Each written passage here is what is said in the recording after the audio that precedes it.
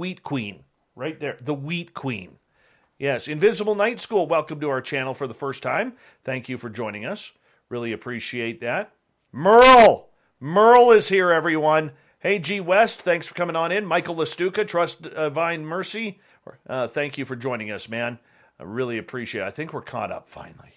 Finally, we are caught up. Don't forget to give us a thumbs up, thumbs down, thumbs sideways. Hit that subscribe button if you are brand new. Hi, Double Tim. Nice to see you here. Hey, Kevin. Nice to have you back.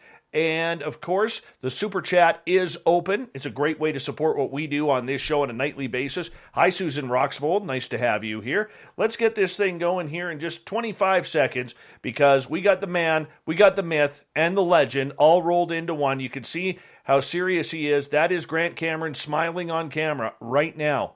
Right now. He is fully smiling. And hi, Irish Lincoln. Good to see you. And we're going to get this thing going. Let's have a fun night tonight, everyone. Let's do this thing, and let's make it happen, shall we? Let's have some fun. Here we go. 5 seconds. We own the night, everyone. Come out and rock with us, starting right now.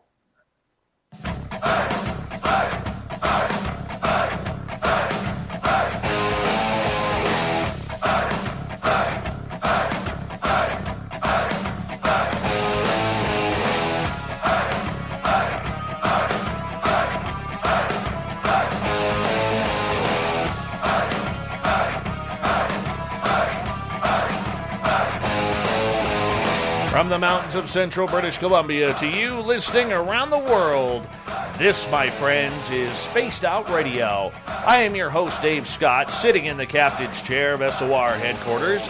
We welcome you to tonight's show on our terrestrial affiliates around North America, digitally on TalkStream Live, Revolution Radio, and KPNL. All of our archives are free by going to youtube.com/Spaced Out Radio. Just do me the favor, hit that subscribe button. You can follow us on Twitter at Spaced Out Radio and on Instagram, Spaced Out Radio Show. Our website is spacedoutradio.com, where we have a plethora of features for you, including rocking out to Bumblefoot and reading up on Captain Shirk's SOR Newswire. Tonight's show is brought to you by Chive Charities. Help make the world 10% happier by visiting Chive Charities today. You can find them on our website.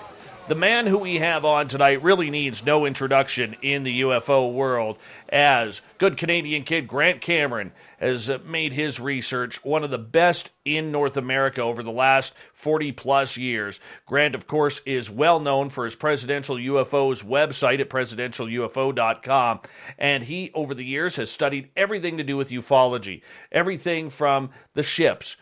Who knows about this? The experiencers, the abductees, those who have claimed to fly the ships, the psychic connection, the consciousness. Grant has his feet in absolutely everything, and he never closes a door until the path runs cold, and that's why I absolutely love him. Grant Cameron, it is always a pleasure to have you on Spaced Out Radio, especially this week with June 25th and the Pentagon report allegedly going to come out on Friday. Thank you for joining us. Well, thanks for having me on. I appreciate it. Well, it's always a pleasure to have you here, my friend. And have you had a stressful week or a stressful build-up leading up to this week? Yeah, lots of people want interviews, and lots of people are doing everybody's getting into the platforms now where they're running, shows and podcasts and stuff like that. And I have my own podcast now that I do every day. So things are pretty hectic, and this weekend is Contact in the Desert, so it's going to be like totally crazy, and then next week I can relax a little bit. Yeah, it's going to be great. And plus, we have our big event Friday. Where's my assistant? Why is she not in the chat room? Nicole. She's probably sleeping. Nicole. She's probably sleeping. Where is Nicole Sackage? Guaranteed she's sleeping. She should be in this. She should be in. She and I are running an event Friday night. We're gonna. Because you probably know that it says the report on is going to be a big nothing burger. So I decided that we were going to have a disclosure event on Friday. So the government's going to tell you basically nothing, and we're going to allow the other side to tell the story. So we've got all the experiencers coming on, and they get to us they're in contact with, and what's the message from the other side. So we're going to the disclosure event. I think that's what needs to be done. We're actually bringing in a bunch of experiencers tomorrow night. Tomorrow night we have Ryan Bledsoe, Samantha Mowat, and John Carty joining us to talk about, how the experiencers are kind of getting left out in this first phase of what is potentially disclosure. But for you, Grant, when you look at the September or June 25th, did you ever think it would come to this day? I was just telling the story. I was just on another event. I said I used to speak at the Steve Bassett's X conferences in Washington. I remember the one time he had at the end, it was sort of like the ending thing. So there was still, the audience was there, and he said all the speakers were on the platform, and he said, okay, so when disclosure is going to take place? One person says 6 months, a year, 6 months, 6 months. And he comes to me and I go, 2041. You should have seen Steve Bassett's face. It was like, how could you say that in front of all these people? No way I ever thought this would ever come down to this. But I did make some predictions, which turned out to be true. I said, when the major media realizes they've been had, it's all going to unravel. And I would say that not much will happen Friday, if anything. But once they release anything, the whole thing is going to blow up. So that's part of the reasons why they've had the cover up, is the less you say, the safer you are. All you do by answering a question is lead to the next question, which leads to the next question, which leads to the next question. And they don't have the answer to a lot of the stuff that everybody wants. But they're going to say nothing's happening, or, basically it sounds like, because on another event, and he basically says, the story is that they're going to say, they're going to avoid saying UFOs are real. They're going to say the film's real. There's a mystery, and we don't know. We've got no definitive evidence that it's extraterrestrial, and that's going to light the bomb, and it's just going to blow up all of. Lumenthal was on just a while ago, and he said even he can't do UFO story anymore because all the major reporters are working on this story. Everybody realizes there's Pulitzer Prizes here. This is the biggest story of all times. They suddenly realize this is for real, and there's a big massive screw from everybody else. Even Sheehan indicated that there are 2 more 60-minute events about to happen. So this is a big thing. It's just getting started.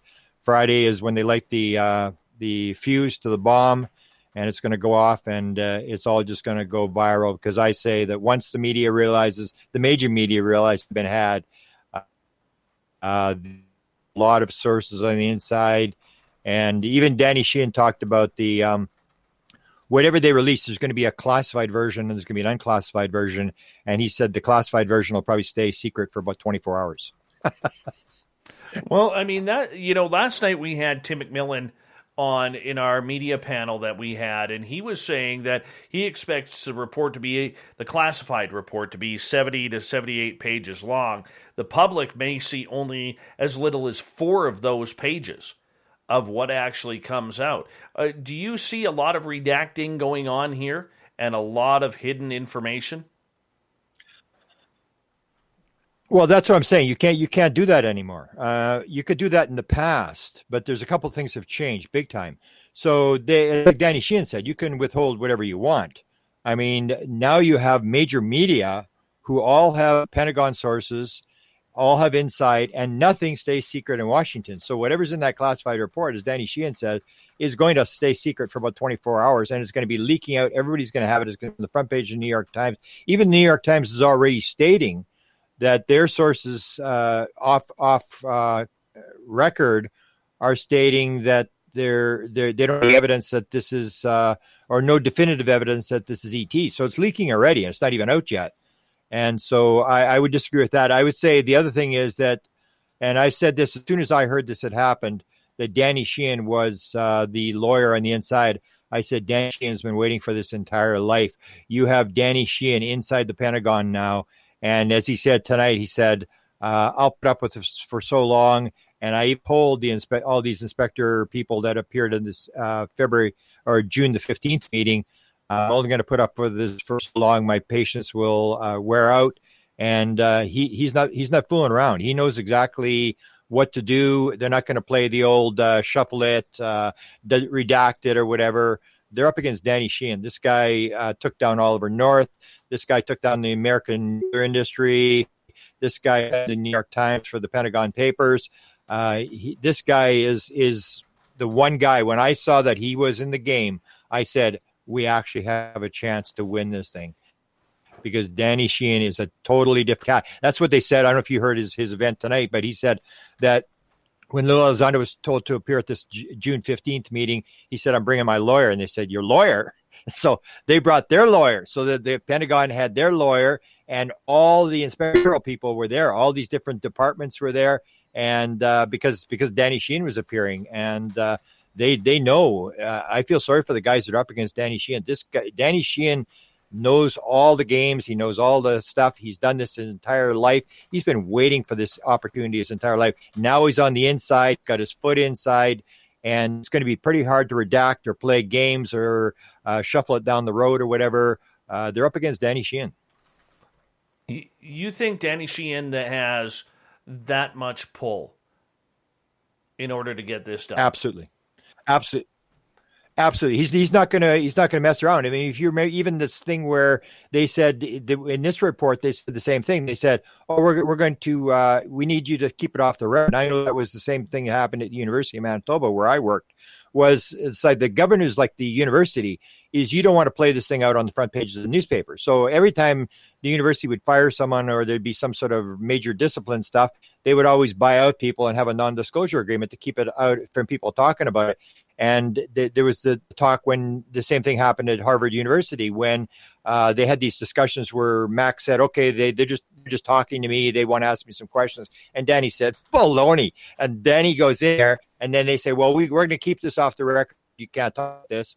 And Dan, no, he sent out this thing, and we're going to bring in all these people and stuff. And Harvard University went totally nuts because Danny doesn't keep anything secret. He's not, I'm not going to play that game. This is going to be on the record and going forward with this. And he's very open about the whole thing. Even he talked about, I don't know if you know his original case. That was the one where he went to the Carter administration to do a lecture to the top 50 people at JPL on the religious implications of extraterrestrial intelligence. That was Marcia Smith that brought him in, who was the sort of the head aerospace person in the Library of Congress. She was classified reports for Jimmy Carter, one on extraterrestrials, UFOs, and so was brought in on that. And he went and told the whole story about how he'd seen the flying saucer on the microfilm at the Jefferson Building in Washington. And he said Marcia Smith to this day is still totally upset that he went and told everybody. And he said, well, that's what I do. I mean, so that's the thing. Danny is there. He's a different cat. He knows every game. He knows every trick in the book. And he's up against, the lawyers who think that they're going to play little games, but you're not playing the game with Danny Sheehan. He knows exactly how the game is played, and he knows exactly what not to put up with.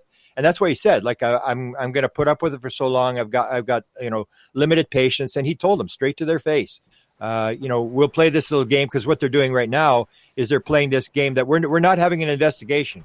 We're just going to have what do they call it? I can't remember the word they use for it. Not investigation, a review or something. And he said, okay, we'll do that for a while, but we're going for I'm letting you know right now, we're going to move this from sort of a review to an investigation. And he told them right up front, this is where we're going with this thing. And they're trying to back this thing off. They can sidestep it with a review. We're just going to review the process. Is the government, could they do better in the future about dealing with this stuff? And then he said, no, we're going to review what you guys do over there. And so type of guy that's not going to take any sort of legal maneuvers to try to evade the subject. He knows exactly where to go. He knows exactly what we're going to try to do. And he's on the inside. And that is the key part. He's inside the Pentagon now, and they have to deal with him. It's not like he's sending them a letter and hoping for a reply. He's in there, and they've got, that's what he said. This meeting on the 15th, it was 4 hours long. They had this huge table with all these people there, and they brought in everybody. They even brought in the head guy, the guy that wrote the press release because when Danny went public, when they had this first went public, the guy immediately put out the and said, "Oh, we're going to do this review." And even Danny said, even that guy showed up at the meeting. So they know they're trying to figure out what they're going to do. They're trying to figure out how to walk around this thing. I don't think they're going to walk around Danny Sheehan, but I've asked him a number of times, do you think you can handle the Inspector General? Because the Inspector General is supposed to be independent, but we hear all these stories that they shuffle sexual harassment cases down around and stuff like that. And he said, well, we'll see. He just said to me, he said, well, we'll see what happens. I got to see who I'm dealing with and who, all this kind of stuff. I think, seriously, if Danny Sheehan is on our side, we've got a very good chance to win. Danny Sheehan ain't walking away from the table. I'll guarantee you that. Yeah, when he's like an old hockey goon. He's like the Dave Semenko or the Dave Schultz of lawyers for the UFO field, and I don't think people fully understand that when Danny always loves dropping the gloves with the United States government. He loves it. He gets off on it. Yeah, Yeah, he even said the thing where he said to Harvard when they tried, I can't remember I think he used a swear word, but when Harvard tried to do it, and he said, do you understand who you're talking to here? That's Danny. It's like, they're going to play the game. That's what they did with Mac. We're just going to, we're not going to have any review. We're just going to do this way. And Danny said, no, this is the way we're going to do it. We're bringing all these people in, and they're going, you're going to what? You're going to bring in a bunch of people. We're not going to have it. Sure. We're going to have a round table, and we're going to bring in all the witnesses. And Harvard, I know it's like university. It's like, no way are we having an open hearing where everybody's going to get to debate it. We don't want to debate it. We just want to use our procedures to shut this thing down. And that's what the Pentagon is probably going to try to do. But I just, no way I can see. Danny is on the inside. You have to remember that. He's not on the outside waiting for you to reply to a letter. And so when Lou Elizondo says, I'm bringing my lawyer, they say, you're bringing her lawyer. And then all these people appear at the meeting because they realize that Danny Sheehan is not fooling around. You know what? I want to focus on Lou Elizondo here for a few minutes here, as we got about 7 minutes before we got to go to break at the bottom of the hour, Grant. And, Lou has stated on numerous podcasts that there's going to be redacted pages. There's going to be top secret pages. Does that not contradict what Marco Rubio said going back to November, that said, we want this out in the public. We want this out in the open. The public has a right to know. And now we're hearing that 70 pages is going to turn into as little as 4 pages or as many as 20 pages that will be released to the public about the UFO phenomena.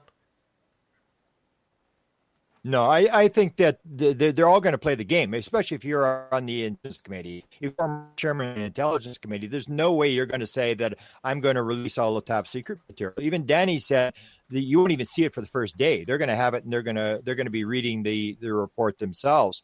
But the Intelligence Committee is going to play the game. They have no idea what's going on. So if the Pentagon says to them, this is top secret, high classification, need to know, all this kind of stuff, I can't see any way that they would do it. But somebody's going to leak it. That's where the media comes in.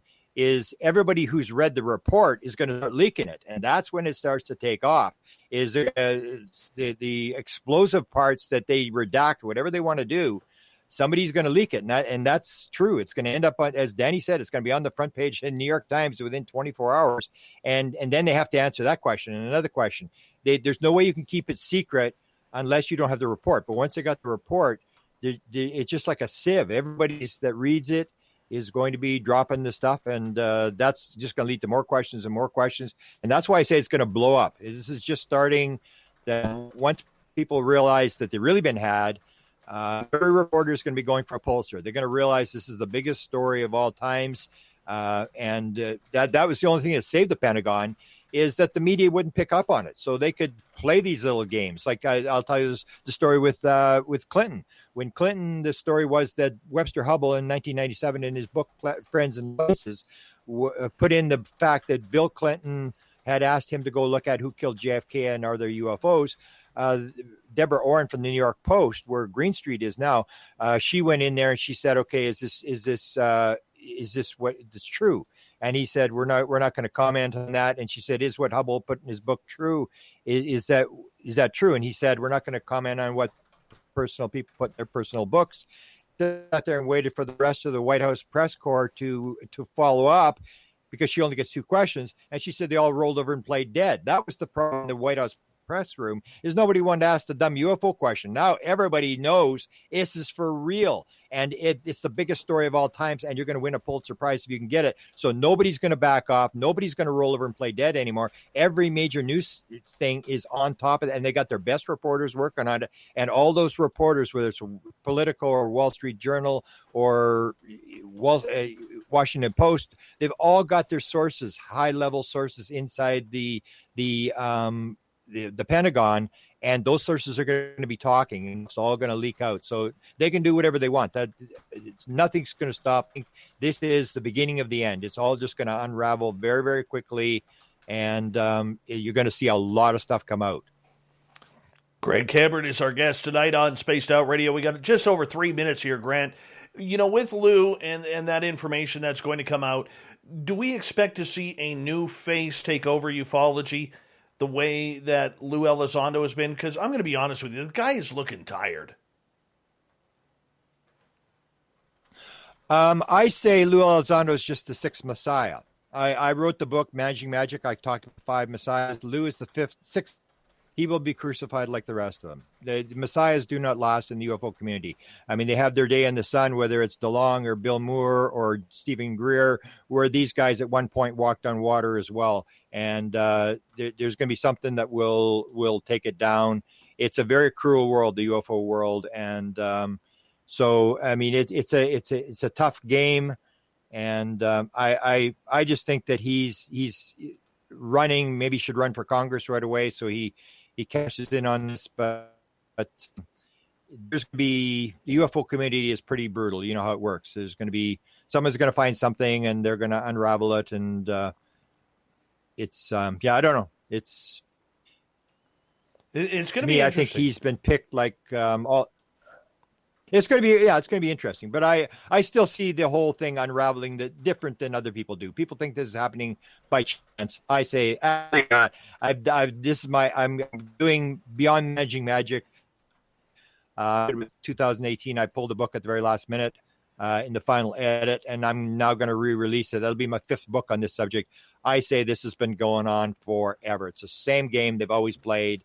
It's like Bill Moore. They came to Bill Moore in 1980 and he said, hey, we're from the government. We're disgusted with how it's going. We want this story out, and we're here to help you. It's the same story. It really is. But what's the difference today? Is it technology? Is it UFO Twitter? From what I'm hearing from my sources, you got to watch UFO Twitter. Whether it's Elizondo, whether it's someone else, and apparently the influx of spies and government officials that are now using handles on UFO Twitter.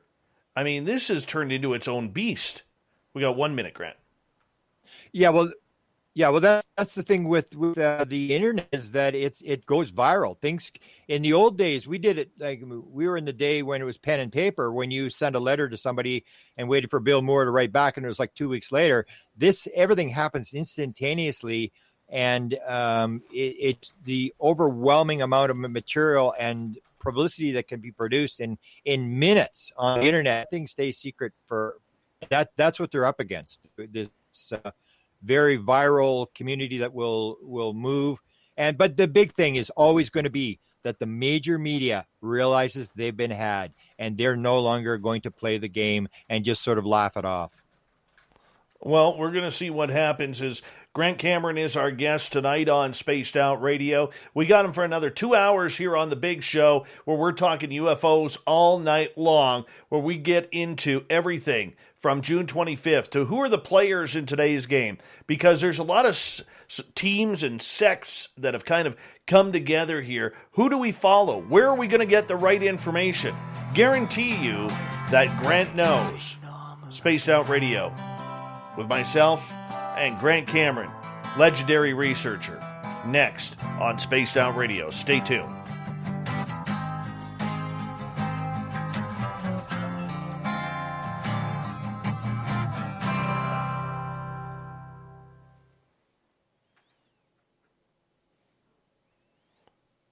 Hey, Grant, are you hardwired into your computer?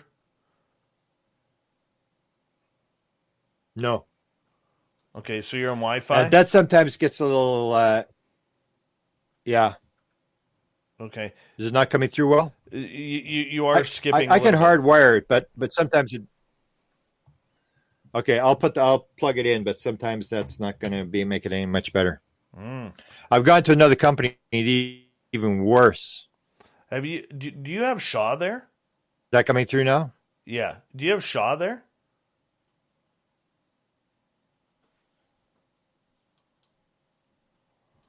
See if that works. Hello? Give me 2 seconds, Grant.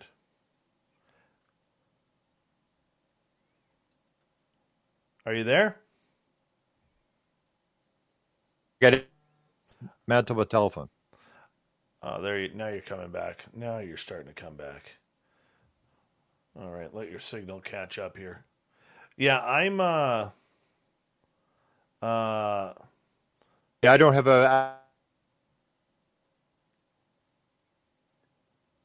That's almost worse. Grant, I'm going to get you to step out and then step back in. Okay? So close it out and then we'll reopen the window.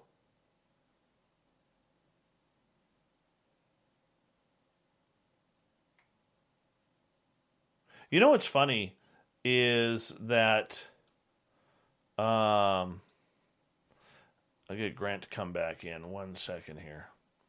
Is that our guests last night, the two Canadians guests that I had, Bruce Clygan and Mark Petroni, their signal was broken last night too.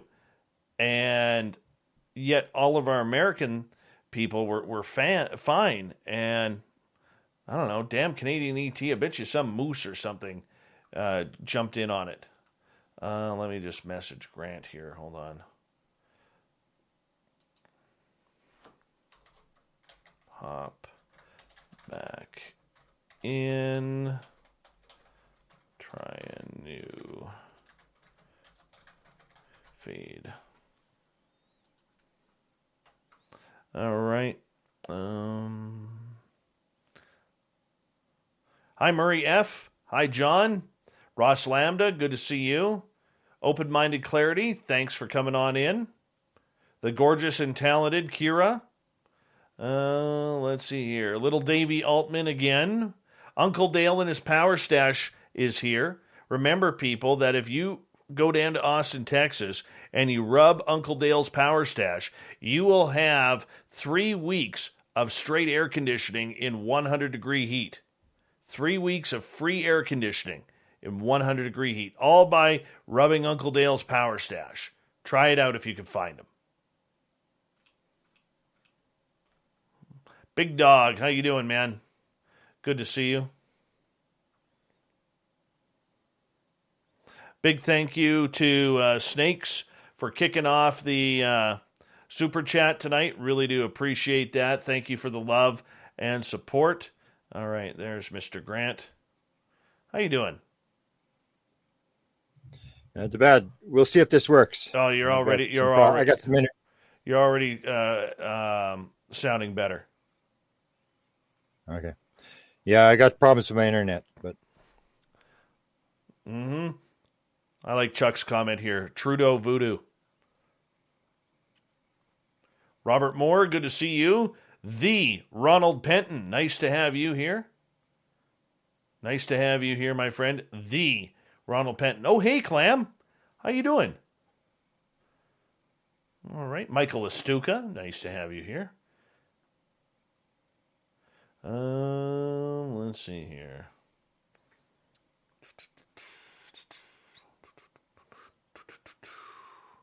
Yes, my favorite rock band is Guns N' Roses. Yes, I love my GNR. Mighty. Is it Mighty? M-A, is it a silent J? Or is it a Y type sounding J? Mighty? Because I don't think it's Majdi. I'll let you. Mighty? I think it's Mighty. Justin, how you doing? Oh, it's a G. Majdi. Okay. Majdi. Thank you. Appreciate that, man. Oh, let's see here. Grant, we have 27 seconds here. Okay, you got my phone number in case I go down, right? Yeah. I'll get my phone. We'll be fine. I wouldn't bet on it. I have faith. Unlike my Canucks, I have faith. And for the record, the Jets did make it out of the first round. They beat the True. McDavid and his buddies there, but they kind of.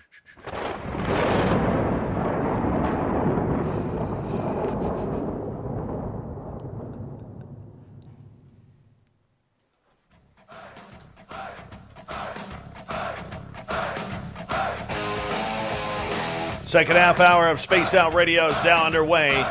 My name is Dave Scott. Thank you so much for taking the time to join us. Really do appreciate earning your listening ears. Want to remind you that if you missed portions of this show or others, check out our free archives by going to youtube.com/Spaced Out Radio. Do me the favor, hit that subscribe button. Our website is spacedoutradio.com, where we have a plethora of features for you, including rocking out to Bumblefoot and reading up on Captain Shirk's SOR Newswire. Follow us on Twitter at Spaced Out Radio and on Instagram, Spaced Out Radio Show. We continue on with Grant Cameron tonight. Yes, we are getting ever closer to the June 25th date of what will be happening with the UFO files at the Pentagon. And Grant is one of the top researchers in the world, and we love him here in Canada because he is a UFO hero for us. Grant, welcome back. Well, thanks for having me back. Oh, we appreciate that, my friend. You know what? June 25th, we're going to see a report. I'm guaranteeing we're going to see a report. How do I know that? I don't know, to be honest. I'm just hopeful that we're going to get something. When do you expect the leaks to start? They've started already, according to Sheehan. They've already started with the idea that they don't have definitive evidence that it's ET, which I think they're probably more accurate. I sort of move away from other people when they go into the ET thing, unless the alien body that they've got's got a Zeta Reticuli passport. I don't know how you'd really know where it's from. So they'll play these little word games as to exactly, they don't know where it's from. And Sheehan seems to be claiming that they're not even going to admit that the UFOs are real. They're going to say the videos are real, but the UFOs, because that leads to question. So, I've forgotten your question. The leaks. Yeah, the leaks. It starts to accelerate. There's going to be a leak, which will lead to another question, which will lead to another leak, which will lead. It's like a viral thing. It's like Watergate. It's like the Trump investigation or stuff like that, where it just picks up steam and it just keeps going and going. And every newspaper is out doing the next newspaper, leaking stuff, breaking stuff. I think it's, I don't know where it's going to stop, but I think it'll start on June the 25th. This will just be the start where they're trying to figure out how little can they say and get away with it. No, but I don't think it's going to work. Now, you don't see someone like Marco Rubio coming out and holding a press conference later that afternoon. He's going to have to answer questions, but he's not the chair, so not much he can do. He can say stuff, but if they get in a situation where the intelligence people start leaking material, they'll just say we can't talk about it. Even right now, I mean, I say what's changed now from a year ago? Literally nothing has changed. We know what they say. Oh, they briefed the Senate. So what did they say? You and I both know that they briefed the Canadians. So what did they say? Nobody knows. Nobody's talking. It's like, oh, it's just another level of secrecy. And so in terms of the idea that everybody's going to suddenly turn and start talking, I don't think that's really going to happen. We have the Senate has not talked. Rubio has been on the thing. He didn't come out and talk about what Eric Davis talked about the crash saucers and stuff. He's kept very quiet because that's the way the game is played. So I don't really see any major defections. The problem I see is that they're going to be facing these questions. Like, how do you answer the questions? That's why they've avoided it all these years. If you know the whole story with Bill Clinton told the story of why this thing is never talked about. and he called it was the Arkansas tar baby story. That's the thing he told to Lawrence Rockefeller at the ranch. He said, this is like the Arkansas tar baby story. You can't touch it, because that's how Brer Rabbit got caught by the fox. They set up the tar baby on the side of the road. Brer Rabbit comes along, and he's talking to this little tar baby thing that the guy's built there, and it doesn't respond to his good morning. He punches the tar baby in the head and gets his hand stuck to the tar baby. Then he punches him with the other hand. His other hand is stuck, and then he uses his foot to try to get his hands off. And the next thing you know, he's completely stuck to the tar baby, and he's caught. You can't touch the story. So that's what they try to do, is as little as possible. But we've already got the leaks, and there's going to be piles of questions. And it's going to be like 1952, where there's like 300 people in the room, or when Stephen Greer did the 2001 disclosure thing, the room was more people than when Reagan was in the room. It was like absolutely jammed. When the media gets the blood in the water, it's over. I mean, the media will tear this thing apart, and that's where I think so. But on the 25th, you're going to see just a little bit come out, and the leaks will start maybe even the night before. New York Times or Washington Post, you may even see a scoop the night before. This is what's coming tomorrow. Somebody's going to scoop one of the top pieces of information that they've got. And even the thing where Sheehan was talking about tonight, that there's two more 60-minute events coming. So everybody's planning. Everybody's going to try to cash in on this thing. The media is going to make a lot of money. The Trump story's gone down. They used to be their big thing. The newspapers are in trouble. Everybody's looking for the big story to sell all the advertising. They're going to be all over this thing. It's going to be ugly once it gets going for the media, for the government. I sort of have sympathy for these guys, whoever's got to handle this thing. This story has gone right to the top. President Biden has been read in. Up here in Canada, we can assume that President or Prime Minister Trudeau has been read into the topic as well, except the bigwigs are not talking about this. We're seeing Obama talk about it. We're seeing other Congress people talk about it. We're seeing other ex and current government officials talk about it. Why aren't the big guys talking about it? Are they allowed? Well, Obama said that he was making the jokes about the fact that he had looked and he had found this stuff, but I'm not talking about it. There's been 15 administrations since the Roosevelt administration have had to handle this thing.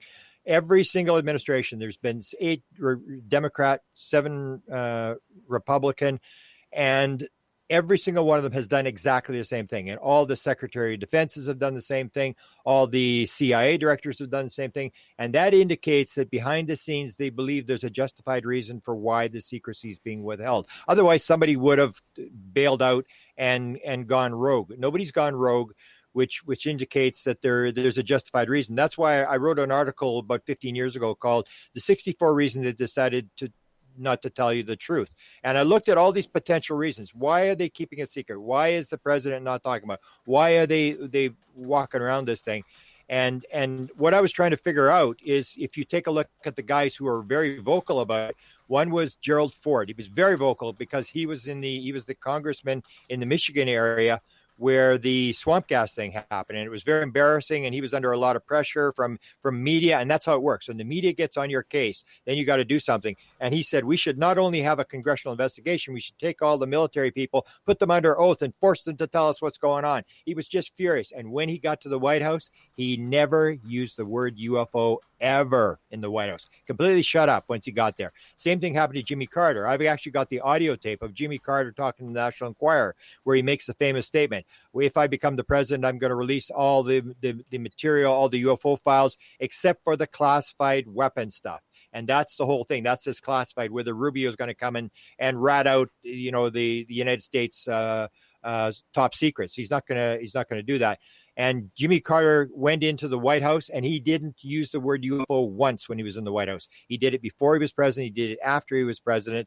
But when he was in the White House, he didn't do it. So what I would with the 64 reasons is to try to look at, how did they flip Jimmy Carter? How did they flip Gerald Ford? How does the president be very vocal on UFOs, and he's very pro-UFO, and then he gets in and he doesn't do anything? And that comes to this whole idea that there are things in there that lock the president in where they come to him, almost like Jim Semivan. When Jim Semivan had the beings come into his room, and I've told this story many times before, and I think I heard it from a pretty good source, that he had the beings in his room with his wife And the next morning he went to Ron Pandolfi at the CIA and he said, I had these beings in my room. I need to know what's going on. And Ron said, you don't have a need to know. And he said, I don't have a need to know. You bring your boss's boss in here. We'll see who doesn't have a need to know. And supposedly they brought in the head of the CIA and he said to him, Jim, pretend it's a one-off. Leave it alone. It'll ruin your career. Do not touch this subject. And I think they say the same thing to the president. It's the whole idea is one question. If you say one thing, Dave, it leads to another question, which leads to another question, which leads to another question. And I maintain they do not know a lot of the stuff. If there's a conference happened a couple of weeks ago where Hal Puthoff was there. Hal Puthoff, and they were having these chats on lines with people and stuff. And one of the comments Hal had made to someone, isn't it the interesting thing is how does the UFO, when you get a case where the UFO is 30 feet across and the guy goes into the UFO and it's the size of a football field inside. That's the kind of stuff. Anybody tells me the government knows what's going on about that kind of stuff, they haven't got a clue. They understand, yes, we have, or I asked Jacques Vallée. I did the interview with Jacques Vallée about a month ago. And I asked Jacques Vallée, Jack, did you actually have that meeting back in the Denny's restaurant in the 1980s? And he said, yeah, we had the meeting. The meeting happened between him and Hal Puthoff and Kit Green from the CIA. And what they tried to determine was, what do we know for sure? There's a bunch of garbage floating around in the UFO community because Bill Moore and all that stuff was going around and Richard Doty was running around. What do we know for sure? They came up with what's called the core story. We are being interacted by some sort of intelligence. We have hardware and we can't and we're doing very poor at the back engineering of the hardware. That I don't think has really changed. That's what Eric Davis said. He said when he put down the Lazar story, he said Lazar's full of it. The stuff isn't even held at it's not even held at Area 51, and they haven't worked on the program since 1989. Well, that was when Lazar was there, and then George Knapp talked about this. They take it off the shelf every 7 or 8 years. They look at it, and they still can't figure it out and put it back up. The idea, everybody thinks that the government is like our big brother, and everybody's like Santa Claus. Everybody's waiting for Santa Claus to give us a toy, give us some new stuff. The government will maintain there may be one person or 3 people or 10 people that know, but they're way up there where nobody can even know where they are. There's an assumption that's made that the government knows all this sort of stuff. And I always tell the story that I was a facility manager at the University of Manitoba. And at one point I ran 23 buildings and I had the keys to everything. I had keys that would open 10,000 doors. I had the president's office key. I had the vice president, 8 vice president's offices. I had human resources. I had payroll. I had all the keys to everything. And I left 6 months before a major buyout. If I really knew what was going on, do you think I would have left early? The fact that you are inside the government does not mean you know anything. This stuff, the way I believe that it probably works is you have one person in every agency that moves the material up towards the top. There's only one person read in the Air Force, from one and then Navy, and this sort of stuff, and it moves up. And you will not know if anybody's got the answer up top. And even the president, how's the president? That's what they said to Barack Obama. Did they withhold this stuff from you? And he said, no, they didn't. I was able to find it. But was he able to find out the whole thing? And does anybody know all the answers to what's going on? Or do they know just a little bit? They may know the core story. Yes, we have been visited by something. The UFOs are real. Those videos are real. And we've got hardware, and we just can't figure this whole thing out because it's so far advanced from what we've got. And that comes down to 64 reasons. If you start to empathize with the government, you start to realize that there may be very legitimate reasons why they're withholding it. Or I'll give you another example. We were talking to Dr. Eric Walker, who was a co-developer of the homing torpedo, was chairman of the board of the Institute for Defense Analysis, top military think tank. We were bugging him. Tell us, you're an old man. Tell us what's going on, because he knew exactly what was going on. He'd been there in 47 when it all started. He said, look, you admit to me, it's just your curiosity. That's all it is. That's all you want. You're curious. And then he said to us, why should we change the rules to satisfy your curiosity? And he was right. Majority of this is just curiosity. It's just people who've got nothing better to do. There's nothing on TV. They used to, in the beginning of the 20th century, we'd go out and or we'd go out and do mediums and talk to dead people with mediums and seances and stuff like that. For a lot of people, this is just curiosity. We just want to know. We just want to know what's going on. And what did Bush say to Jimmy Carter in the president-elect briefing? Curiosity is not sufficient need to know. We don't care if you want to know. They're into the thing. They've got all these weapons, all these threats, potential threats, the evil Chinese and the evil Russians and the evil Japanese and all. There's a million threats all over the world. And we don't really care whether you want to know how our weapons work. We're trying to protect the United States of America from all the evil guys around the world, and we will keep this secret. So curiosity is not sufficient need to know. Grant, the narrative that is going on is really vanilla compared to what stories you have heard, I have heard, the research that we in the UFO community have done. What's your thoughts on the narrative moving forward here? Because to this point, I believe with the lack of interest at the beginning from the media to the way the media really has fumbled and jumbled this ball that they've been handed about the UFO story. And I don't think that there are a lot of reporters, mainstream, that have covered this story very well. But that plays right into the government's narrative hands. They knew this was going to happen with the MSM. They knew they were going to catch the mainstream media off guard with this story. Is the media doing its job to try and bring the narrative out, or is the narrative too far gone that the media won't be able to catch up?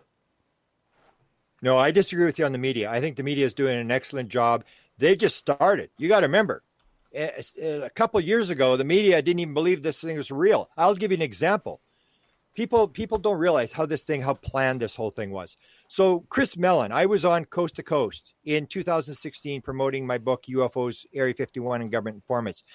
The third hour of that was Chris Mellon. Chris Mellon had just been interviewed by Leslie Kane for Huffington Post. And so Mellon comes on and George says to him, so what do you think about what Grant's saying about the government's leaking the stuff? There's people inside the government that want this out. Nah. If that was happening, I would have known about it. And then a year later, suddenly he's in this meeting with Lou Elizondo and Hal Puthoff and Jim Semivan and Leslie Kane, and they sit there for 4 hours and they produce all these videos and stuff like that. I think that the media has had no clue. Nobody believed it. And then suddenly it drops into their lap and the New York Times put the story out and suddenly everybody realized this is real. I think the media has done a fantastic job. They're just getting going. They've only had this story for a little while and you've had all these leaks. You've had all this pressure. The government would not be doing what they're doing right now if it weren't for the New York Times having put this story out and promoted it, and all the stuff about Lou Elizondo being threatened. All that's leaking out. There's all this, the inspector general had to make a move. Biden faced a question. The president. That's why I said that when Deborah Orrin did it in 1997, nobody would touch it. She said everybody rolled over and played dead because they were afraid to lose their press credentials in the White House, that they just didn't want to do it. Now it's like everybody's scrambling to ask the question. This is a completely different ball game. And I have great faith in the power of the media that they are going to tear this story apart. It may take them a while because it's so well hidden. It's up in above the contractors, and there's probably only a couple of people who know how this whole thing works. But I have great faith that the media is doing will do a fantastic job. I just say the blood is in the water, and when the blood's in the water, the media will absolutely take apart.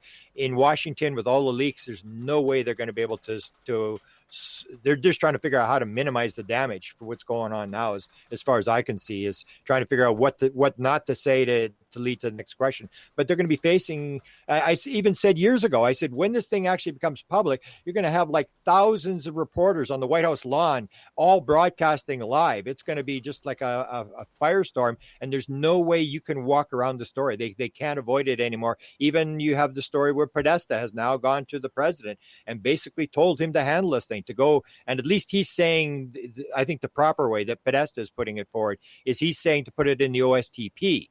So the disagreement I have with this whole Senate thing is that if we're talking about, we want to know where these things are from and we want to, learn about ETs or whatever, why would you go to the Senate Armed Services and the Intelligence Committee? That's got to do with weapons. That's got to do with what Tom DeLonge said in 2016. You know what the advisors say to me? when they talk to each other, they say, what a wonderful recipe for war. That's what they say. And I actually got the audio and I put it on my podcast where he says that. So you have this situation where they're doing the armed services and the intelligence for the weapons and the research money and whatever. We didn't go to the Science and Technology Committee. We didn't go to the Outer Space Committee, but that's gonna come. That all these people are going to be facing these questions, and everybody's going to be asked questions. Everybody's going to be looking for it because everybody knows there's a Pulitzer Prize. Somebody's going to win a Pulitzer Prize, and everybody's going to try to scoop everybody else on this story. The media, when there's money involved, they have some of the best reporters. I have great faith that it's going to just go viral. It's just going to pick up. You've even seen in the last couple of months, it's just the story gets bigger and bigger, and more stories are coming, and they're almost trying to outdo each other. Where, when 60 Minutes gets involved 3 times, then you know that everybody realizes that there's a story here, and they're going to put their, as Blumenthal said, their best reporters are working on this story now. The people with the national security backgrounds, and they've all got the sources inside the Pentagon. They know who to talk to. They know all the games that are played, and somebody in the Pentagon is going to squeal. You can't keep a secret in Washington once people know that there's an actual story there. Brent Cameron is our guest tonight on Spaced Out Radio. We had 3 minutes before we got to go to break at the top of the hour. And Grant, I'm curious for you as we see this ball rolling, and it is gaining speed rolling down the hill, and it is looking good. It's feeling good, but I still wonder if the narrative that is being played by the government is really to keep the public at bay, because the way I was told by somebody recently is that there are 3 phases to this thing. The first phase was to get it out there, which they did. Okay. Yeah. Well, let me ask you first before we go to break. I mean, what narrative do you say the government's putting out? I don't think the government's putting out anything. I think they're playing total defense now. They got ambushed by this whole thing. They have no clue. That's this whole deal. When Lou Elizondo went rogue, this guy threatened them. We're taking you down, man, because you broke ranks here and you went out there.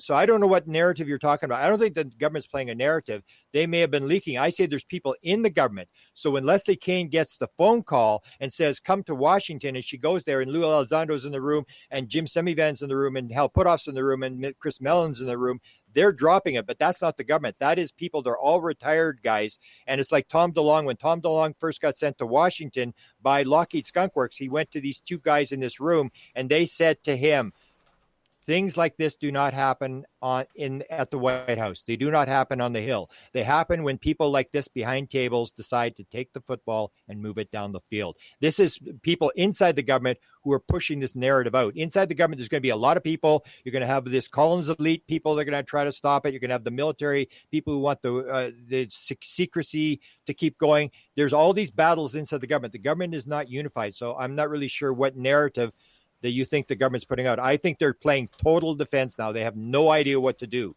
They're just trying to minimize the damage because it's all falling apart on them. I can see where you're going with that, but here's the thing. I think there's a bigger picture when I say narrative, because, look, it's all about UAP, what is getting into our airspace. That's phase 1. Phase 2 is admitting that it's not Russia, it's not China. It is something anomalous. It's not of this world. That's phase 2. Later on down the road, they'll switch to phase 3, which is the ETs are here, or the extra dimensionals, or the interdimensionals, or whatever. But where I would disagree is I would say Elizondo put that narrative out. Elizondo, Chris Mellon, Jim Semivan, and Leslie Kean and Hal Puthoff were in a room. And for 4 hours, they told the New York Times, they gave them the videos. Those videos were out over 4 weeks before Tom DeLonge went public. They were already in the public domain. They had come through the Pentagon parking lot. They were out already. The narrative is being composed by people like Hal Puthoff and all these guys who want this thing out. They were the ones that had the meeting. It wasn't the government that met. It was all these retired people and Hal Puthoff who met with Leslie Kean for 4 hours in Washington, D.C. And she said they basically laid out the story for us. All the New York Times had to do is take the videos, take all the documents that have been shown, the Reid stuff, and put it into a news article. That story was given to them, and the Washington Post went on the same day, and so did Politico. And if it took Washington Post New York Times 3 months to do the story, it took the Washington Post 3 months, and Politico, they all were working on the story. They were all leaked the story, but it was by people inside the government who wanted it out. I don't believe it was the government. The government wants it secret. Grant Cameron, Dave Scott, two good Canadian kids talking about the UFO phenomena, what's going to be coming on June 25th. We're going to keep this heated topic going when we come back from the break at the top of the hour here. Stay tuned. Hour 2 of Spaced Out Radio starts right after this.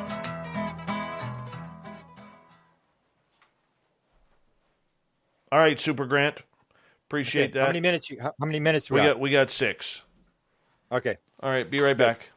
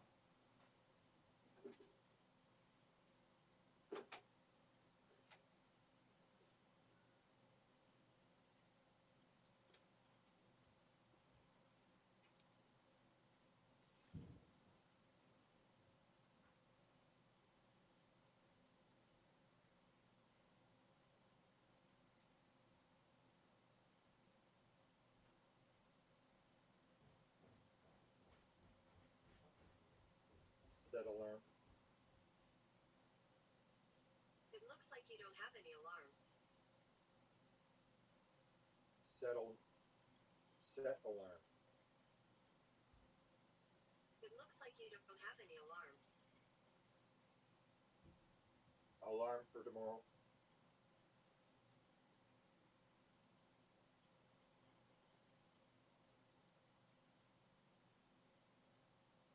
You can do that in the app.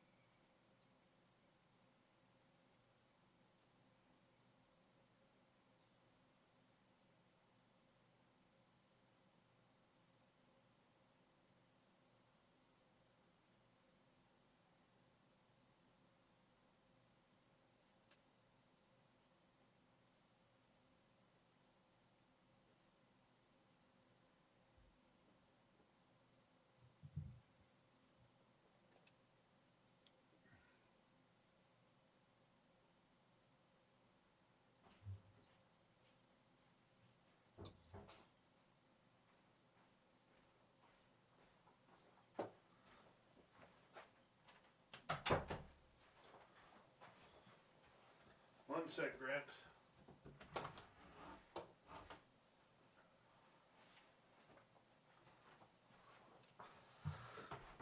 Just had to open my studio window. It's getting warm in here.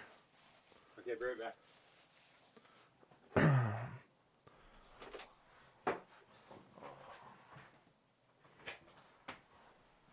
we go. All right. Bonjour, Julien. Comment ça va? Vive les habitants, man. Vive les habitants. Thomas Rock, how are you, man? Welcome to the show. Who else am I missing here? I'm just scrolling up. Cecil, how you doing, buddy? Good to see you, NPM. Somewhere lurking is the gorgeous and talented Nicole Sakic. Don't know where she is, but she's here.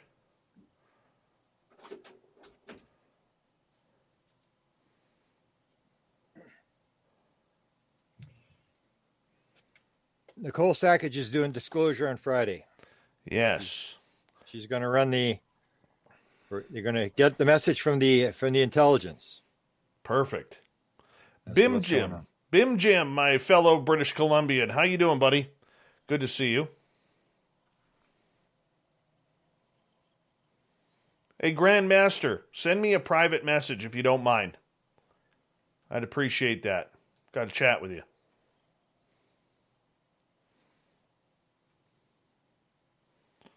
All right, how about them Habs tonight? Kamloops real estate team, how you doing, buddy? Good to see you back. It is warm up in Canada. It was where I am. It was about 85 degrees today. This weekend and throughout next week, it's supposed to get into the 100 plus. If you're in the U.S., certain areas south of me are going to be 40 to 42 degrees. Yes, it does get that warm in British Columbia.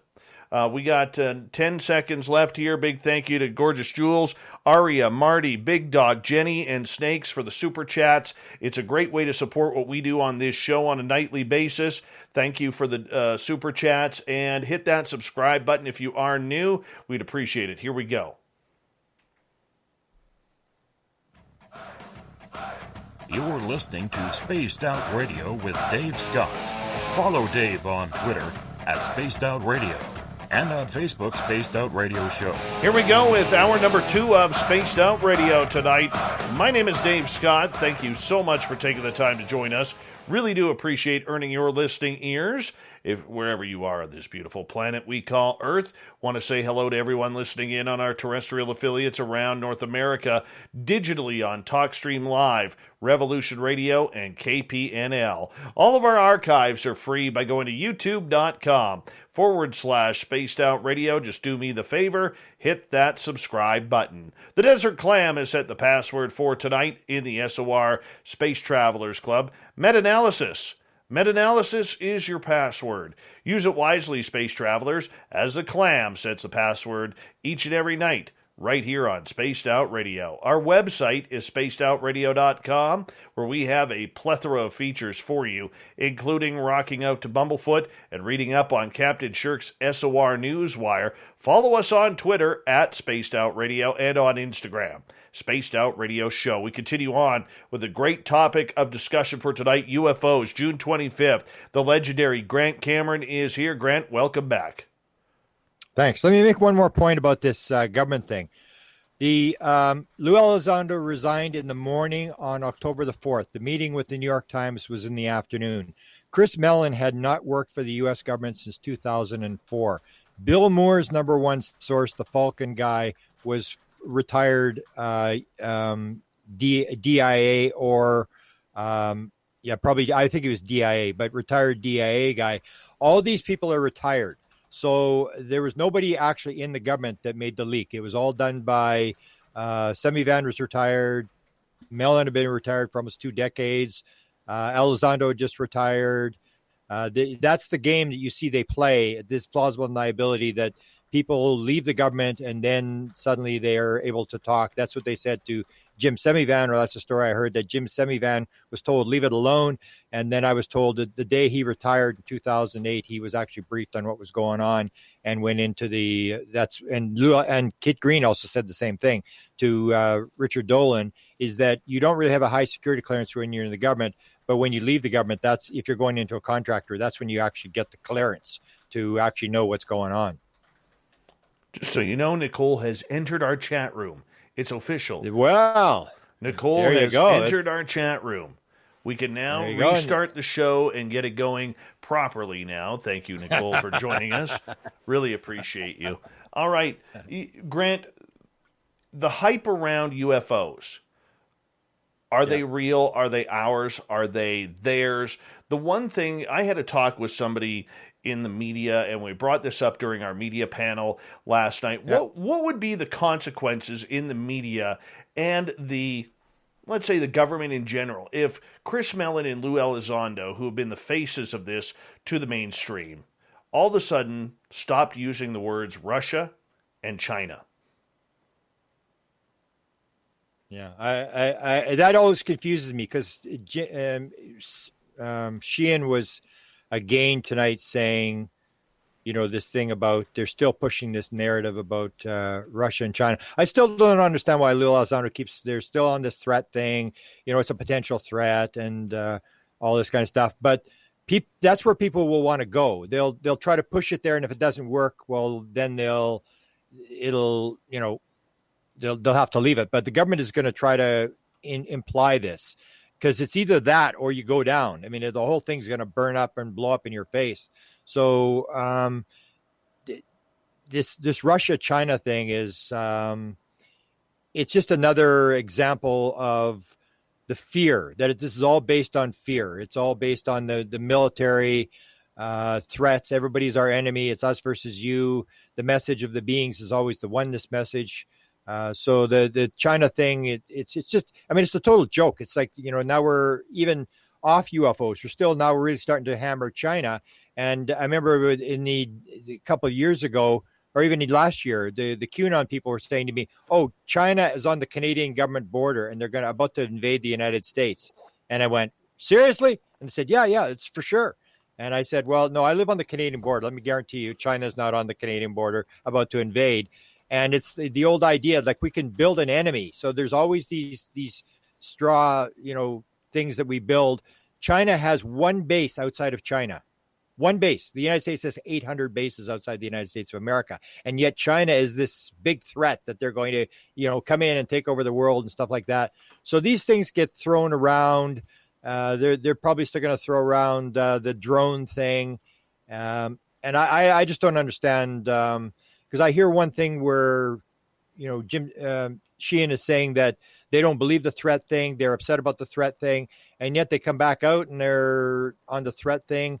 Almost like John Alexander said that when they did the 1980 thing, when they were trying to get the money for their program, this Advanced Physics Theoretical Working Group, he said we use the threat thing too, because if you don't do the threat thing, you're not getting any money. When the Obama administration was going, the big game in town was Leslie Kean. It wasn't Lou Elizondo, and Leslie Kean wrote the book, and John Podesta did the forward to the book. And in that book, they say that the big problem that we need money for research is because UFOs may be a threat to airline traffic. Well, everybody just sort of laughed that off, I guess, and it didn't go anywhere. So the threat thing, I think a lot of that is just trying to create the fear, like a business move. We got a cure to cancer. We're going to create a need, and we're here. We're the guys that will solve your problem. You become the sheep. We become the shepherd, and we take your money. And that's just the way it is. That's how it works. Where do they want this to go in the real life world? What do they want to happen in the public eye? Who's they? Who are you referring to? The government. The government as this story progresses. I think, that's where I disagree. I think the government wants this thing to go away. They do not want to handle this thing. What happened is Lou Elizondo resigned on October the 4th in the afternoon. He had a New York meeting with the New York Times, and it all blew up, and suddenly they had a thing which they couldn't handle.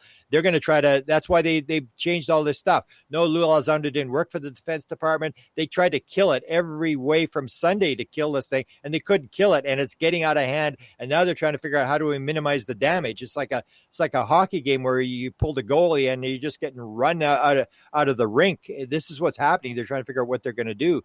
So I think that they're in a very bad position. They don't know what to do. That's why they're trying to delay Danny Sheehan. They're saying, okay, we're going to do, we don't really know whether we have the authority to do an investigation. We don't know if we have the ability and the authority to do the thing. And that's when Danny says, okay, well, I'll put up with this for so long, but we're only going to play this game about doing a review for so long. We want an investigation. We want this thing taken all the way. And so that's where the situation is very dire for the American government. I don't know what they're going to do. I don't think any of them wanted this thing out. It was silence, and because you can investigate privately behind the scenes, the same as you have the people, there's all sorts of reasons for secrecy. When I did the 64 reasons, you even take majority of the people that you take a look. Lou Elizondo got patents. Hal Puthoff's got patents. Gary Nolan's got patents. If you take a look, and Tyler D's got patents. If you take a look, people realize if you're inside the government, say you are working on this for the government on a program, are you going to release what you've got before you get a patent? Absolutely not. I mean, I know that Tyler D, on the one that he told me the invention he got from the beings, and this is directly from the beings, this was from the government, he made huge money on this thing. There is a lot of money to be made if you happen to get a patent on this kind of technology, this leading edge technology. So there's so many reasons for the cover up. And the government's thing is it's just a real hot potato. And in fact, that's what Kissinger was supposedly to have said. This is the biggest hot potato of all time. Do not touch this thing because it's just dire. You just keep it quiet, work in the background, or what I should say with the briefing with the president. When you do the briefing of the president, you go into the president. If I was the advisor to the president, I'd say, Mr. President, we still can drill another oil well. Nobody's dying. There's nobody dying in the streets, Mr. President. There is no emergency here. Leave it alone. Don't touch it. Give us another 5 years, Mr. President, because we don't have all the answers. You give us another 5 years, we'll come back in 5 years, we'll have more answers than we have now. The longer we delay this thing, the more we're going to be able to understand if these aliens are here to eat us or whatever is going to go on. And the president's going to go, okay, yeah, drill another oil well in Alaska. Nobody wants to touch this thing. Nobody, because that's the situation it's in now that is blowing up. And these poor guys have got to try to shut this thing down. And that's why they made this thing to the press people, is to quit making statements, because every time you make a statement, you contradict somebody in another part of the Defense Department, and it leads to another 300 FOIAs. And they said, enough, quit talking, because you're just making this, you're digging the hole deeper. They're in a real bad position in the U.S. government. I don't know what they're going to do, because I'm guarantee you this thing is blowing up in their face. They have no idea what to do. They're just trying to minimize the damage. And they don't know, because the government official people, they come in like the president. I mean, what's he going to do? He's like, try to stay off the record. What's going on? What am I going to do? What's our best scenario? We're going to lose the next election over this. I mean, there's so many things that come into play. Politicians, they're not in there to do anything for you and I. They're there to get reelected. They want they have Exxon Oil and all these people that are funding their campaigns. They've got to be sure that they don't offend all those guys. Politics is not, we have this idea that government is our big brother and they're Santa Claus and they're doing stuff for us. And it's as dirty a business as anything else. Everybody's in the bag. People used to say to me, why doesn't Hillary Clinton talk? And I said, the top thing was, I think, $35,000 for a dinner thing where you give these donation things. I said, if you go one of these Hillary Clinton dinners and you put $35,000, let me guarantee you Hillary Clinton will answer some of your questions. But why would they talk to you if you're not donating? They have people giving them millions of dollars. These are the people that are running the show, is the people that are funding the presidential campaigns and the congressional campaigns. And congressmen are just trying to stay alive. And they don't need this. They really don't want to handle this when they don't have all the answers. And the government, I guarantee you, they do not have as many answers as people think. And as long as they don't have answers, why would you go out and just seal a number of questions? You put the president on the spot. So the president comes out and he's going, yeah. And he looks like a total idiot. He's supposed to be that most powerful guy in the world, has the answers to everything. He doesn't have the answers to this. And it's like, you do not put him out there in front of the wolves, all these reporters, when you don't have any answers to anything, and there's nothing you can do about it. The phenomena, as Jim Semivan said, when John Alexander said, who's running the show? And I guess he was talking about the government. And Jim Semivan said, they're in control. They have started the disclosure. That's what they did at the Nimitz thing. Why did they drop down from 80,000 feet to above sea level in 7/8 of a second? What is that, a pre-abduction maneuver? No, it's theory of wow. They're going, look at this. Hey, Zogar, go into the water, make some bubbles. Here they come with the F-18s. And they just set this whole thing up. The phenomena has forced this thing out. They have forced these sightings. They have forced all this kind of stuff. And the people inside the government got upset. People who have worked on the thing and wanted it out believed it was being stovepiped, where it was in the black ops thing, like Hal Puthoff, where you can't get any research money, you can't get anything. If you get it out of the black ops, then Hal Puthoff's going to have some money for his 0-point energy theory. Right now, he's still on the Looney Tune bin, where he can't get any of the black ops money, where even the money, the $22 million, the whole idea was they got the next funding thing and it got stolen by another department. So what I think these guys are trying to do is they're trying to force it into the white world. So guys like Hal Puthoff and Gary Nolan and people can get money to research this thing, because in the black world, as Valet and numerous people have shown, is you get a flying saucer and you give one piece to 3M, and you give another piece to Lockheed, and you give another piece to Battelle, and nobody's talking to each other and nobody's figuring anything out because there's no cooperation. There's nobody working together. And that's what they wanted in the white world, where they can get research money. Because right now, Hal's probably just struggling to get any research money for anything. This is going to take a lot of money to unravel this situation. So I believe it's people inside the government who retire, who are upset, who want to move the ball down the field, and they start moving this stuff out. And they have done it a really good job in terms of blowing the whole place up, where now the government has got to try to shut the door, and it's too late. The horse is out of the barn. There's no way they're putting it back in the barn as far as I'm concerned. Before we get to some audience questions here, Grant, in regards to the idea that this is a story that many in the government do not know, who is in the know? Who's controlling the shots then, for people who may not understand that? Well, it comes on a need to know basis. So I disagree with a lot of people. I think the president doesn't know. And I say absolutely the president knows a lot more than what you think. The president is smart enough to sort of keep away from it because it gives you plausible deniability. If you don't deal with the subject, then when someone says to you, what do you know about UFOs? And they say, I don't know anything. Because you told them, don't tell me anything about it, because they'll tell you it's a hot subject. Don't, like Jim Sullivan, do not touch this thing. This will destroy you if you touch this thing. It's the tar baby story. So they move it out. So you're going to have, I believe there's an MJ-12. I've written about it in a number of books. There's a pile of people, high-level people, who confirmed, yes, there is a control group. Anybody thinks that, they'll say, oh, the MJ-12 document was phony. Yeah, the document was phony, but that doesn't mean that the group didn't exist. Anybody who thinks that the government didn't create an elusive group in 1947 to handle this situation is totally off their rocker. They're insane. The government will absolutely have a top group. They had what was called the Tiger Committee that Kit Green was supposed to be on, looking at technology 50 years down the road. They're all over this stuff. But it's very secret. So the number of people that might know are very high up. And the people that would know what's going on aren't going to talk. There was one scientist that was confronted about this and asked, could you name the 12 guys who are running the show? And he said, yeah, I probably could, but I would never tell you because you're going to go to the New York Times. I will have to deny it, and nobody will ever talk to me again. And that's the other reason why a lot of the people in the know will not talk, is because they're trying to figure it out as well. Like Hal Puthoff and Eric Davis and all these guys, they're trying to figure it out as well. And if you talk, all your sources dry up. I know that for a fact because a lot of the Avery stopped talking to me when I talked. They said, Cameron's got a big mouth. Don't tell him anything. He'll tell everybody everything. And that's what happens. Your sources dry up when you will not keep a secret. So everybody's keeping these secrets. Everybody's trying to get the next piece of the puzzle. Everybody's trying to get a patent.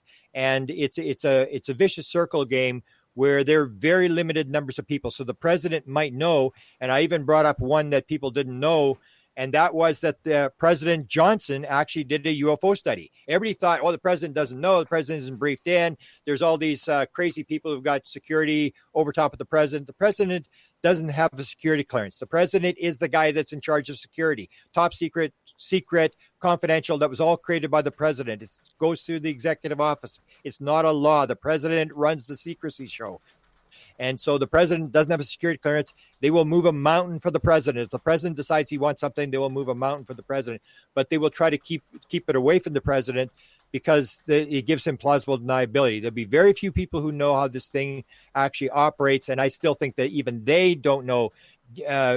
DeLong talked about the one where he's in Lockheed Skunk Works and he's talking to the head scientist. The head scientist said, hey, tell me how this thing works. And because DeLong had been hanging around with Stephen Greer, he said, oh, I think consciousness is involved. And the head scientist said, now you're talking. And for 45 minutes, that's all Tom DeLong said the guy wanted to talk about was consciousness. So they may know there's a consciousness interface.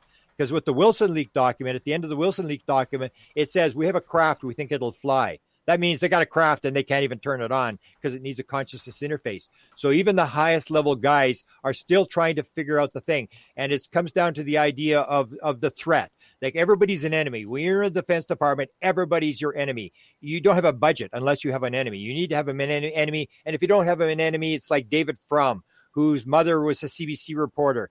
Diana Frum, who ran the big show on CBC, As It Happens. And he was the speechwriter for President Bush. And when they had the Iraq thing, the president's speechwriter came to David Frum and said, we need you to find a justification for war. And he came up with the axis of evil, Iran, Iraq, North Korea. And then his wife leaked it and said, oh, my husband wrote that speech for the president. And he got fired on the spot because, no, you don't say that. The president came up with that idea. And it's this idea that we have enemies. So everybody's going to keep quiet because they all believe that they need this to fight off the enemy guys. And they're not talking. There's so many reasons for secrecy. And Lou Elizondo and these guys absolutely blew up the place and made a situation was very hard for the government to deal with. But it's not the first time it's happened. They leaked the stuff to Tom DeLong, and that all fell apart. He had just three big guys. He had Robert Weiss from Lockheed Skunk Works, which was on his team. He had the head of Space Command, and he had the two-star general from Wright-Patterson Air Force Base that had run the lab where the Roswell stuff went. And because Podesta's emails leaked, they had to drop it. This thing was going to drop when Hillary Clinton was elected.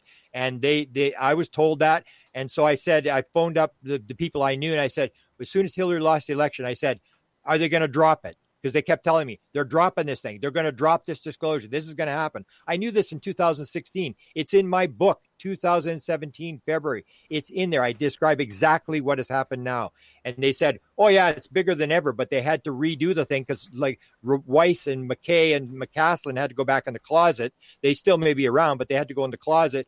And they had to bring in the farm team. And I say that Elizondo and Mellon and all these guys are the farm team because Mellon didn't know in 2016. He was on coast to coast with me. He didn't know anything at that point. So he had not been brought into the loop yet. And so they bring these guys in and they had to rerun it again. And it took them till October of 2017 to put the next thing in play. But they've done a wonderful job in terms of moving this out. Bill Moore is the same thing. He had 24 sources that were leaking stuff to him. And they had the same thing. We're in the government. We want this thing out. We're going to help you. I'm a retired guy. I'm clear. And they started leaking stuff to Bill Moore. It's the same thing what they did with Emenegger. They gave Emenegger the channeling story. The Canadians were channeling this alien by the name of Alpha. Well, Art Lundahl, who was the head of the Weird Desk, went to Robert Emenegger in 1974 and said, we want to tell you this story about the CIA channeling an alien. And they put it in this documentary, UFOs Past, Present, Future. They didn't have to do that. So there's people inside the government because Art Lundahl was very interested in UFOs. He was the CIA guy. He was fascinated in the story, and they were leaking this material out. But when Bob asked him to go on camera, he said, I can't go on camera. I'm on duty. I can't do it. So they put Robert Friend from Blue Book to tell the story.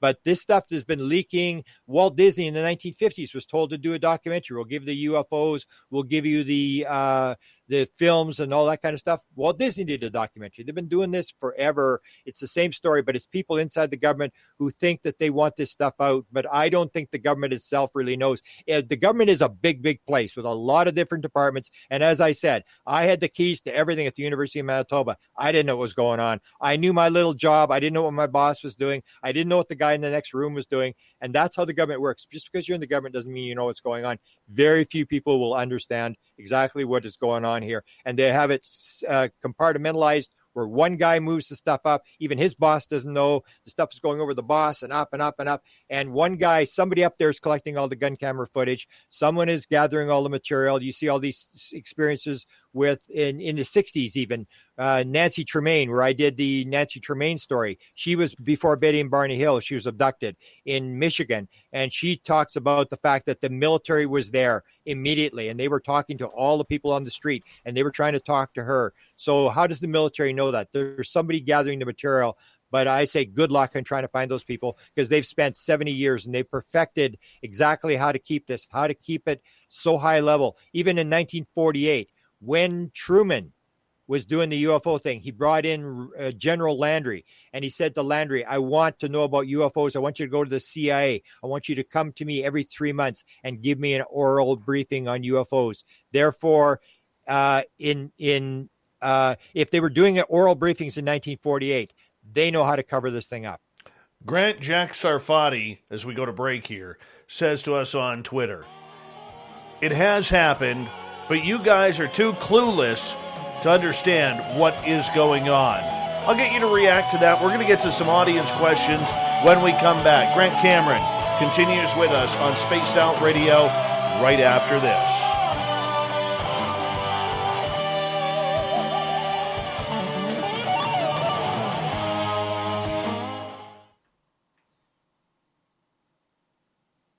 All right, we're clear. Yeah, okay. All right. Hey, Bigfoot Rob from Vegas. How you doing, buddy? Hope you're enjoying your time. Getting a good squeeze out of the city. Just so you know, our chat room moved so fast there. Oh, Grant, you broke your old record. Your old record of 248. I just saw 291 there. Oh, You're now Lou Elizondo holds the record at 355. there you go. Okay. Well, maybe Jack Sarfati will get all his people on his list to come and jack the numbers up. Mm-hmm. Hi, Juki Holic. How are you? Welcome to the show. Chad Smith, good to see you. Thank you for coming on in. All right, moving on.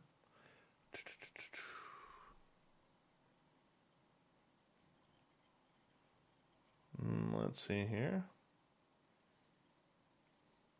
I'm going to get to questions. I apologize to everybody in our audience.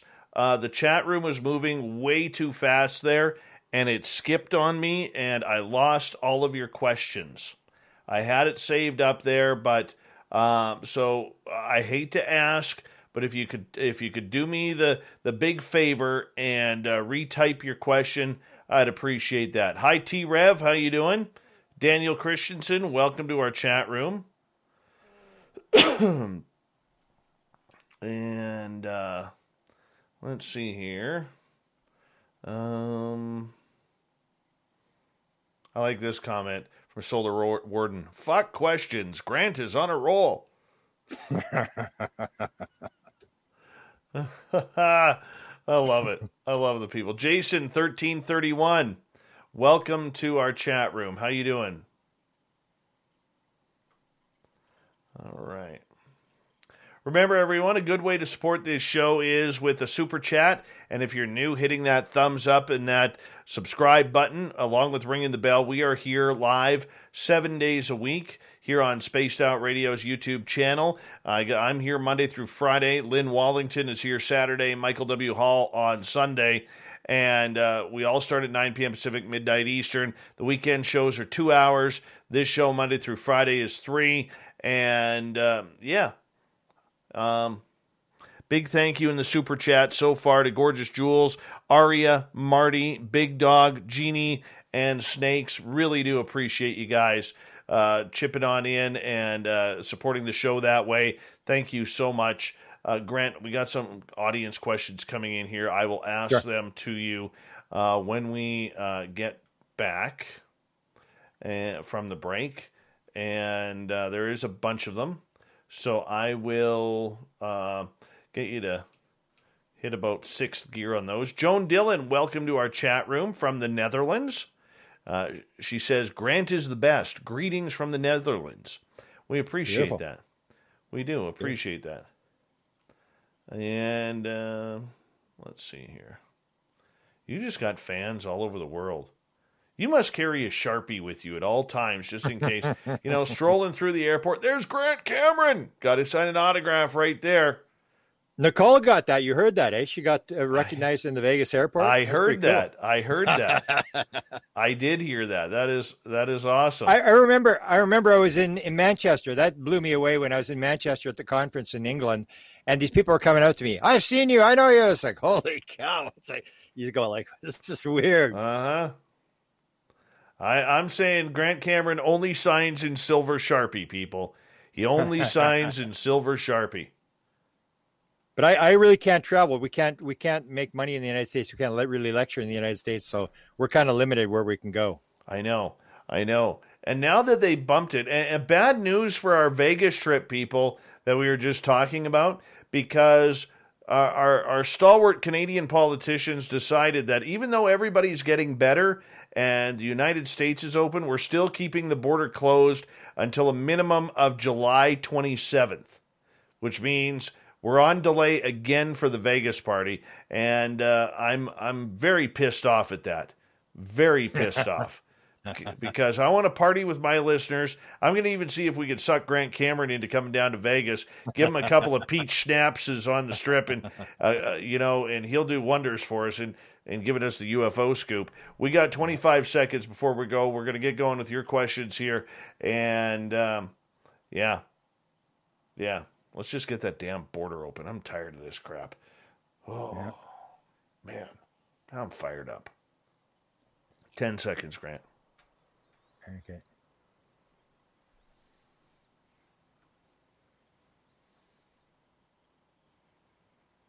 Here we go.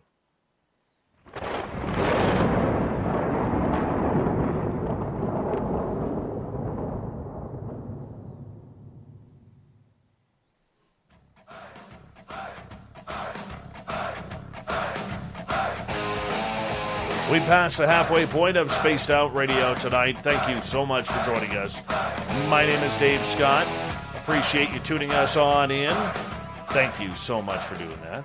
Want to remind you that if you missed most of this show or others, check out our free archives by going to youtube.com/Spaced Out Radio. Do me the favor. Hit that subscribe button. Our website is spacedoutradio.com, where we have a plethora of features for you, including rocking out to Bumblefoot, reading up on Captain Shirk's SOR Newswire. Follow us on Twitter at Spaced Out Radio and on Instagram, Spaced Out Radio Show. Grant Cameron is here. We're taking your questions if you're in our audience or on Twitter. And we would love to have you guys in our chat rooms ask away. Grant Cameron, of course, one of the legends in the UFO field, watching the coming June 25th date very, very carefully. Grant, we're going to start off with and one's question. Is there anything new on extra dimensions talking about this subject? Well, if you saw the interview that Lou Elizondo did with Debrief, where they said, is this on-world or off-world? And he went, well, hang on, there's other options. And he starts down this rabbit hole. And I remember Yossi Ronan, who's an experiencer from Israel, noticed it as well. And he came to me and said, did you see what Lou said? And I said, yeah, I saw what Lou said. And it's this whole idea this idea where they're saying we don't have definitive proof that it's ET. The thing is, I think it's going to have this interdimensional aspect to this thing. This is going to be more complex than we think. And when you see Lou Elizondo hinting at this, then you suddenly realize like this may be actually real, or where, Jim Semivan says it's ultra terrestrials, they created us. You start to see that the ET is not the only option. So multi-dimensions, I think, is a big part of this thing. It's the world is getting more complex as we go along. And that's where I always have the stuff about aliens, where like in 1890, there were wooden ships were flying around, and then they would land, and then they'd say, where are you from? And they would say, we're from Mars. And so they had these wooden ships, and the people actually believed that these wooden ships had flown from Mars on these wooden ships. And then it changed to Foo Fighters, and then it turned to the green fireballs. Then it turned to the Adamski crafts, and it turned to Betty and Barney Hills type of craft with the windows. And then it was triangles, and it just keeps changing. And the beings change from Mars. And I remember the Canadians were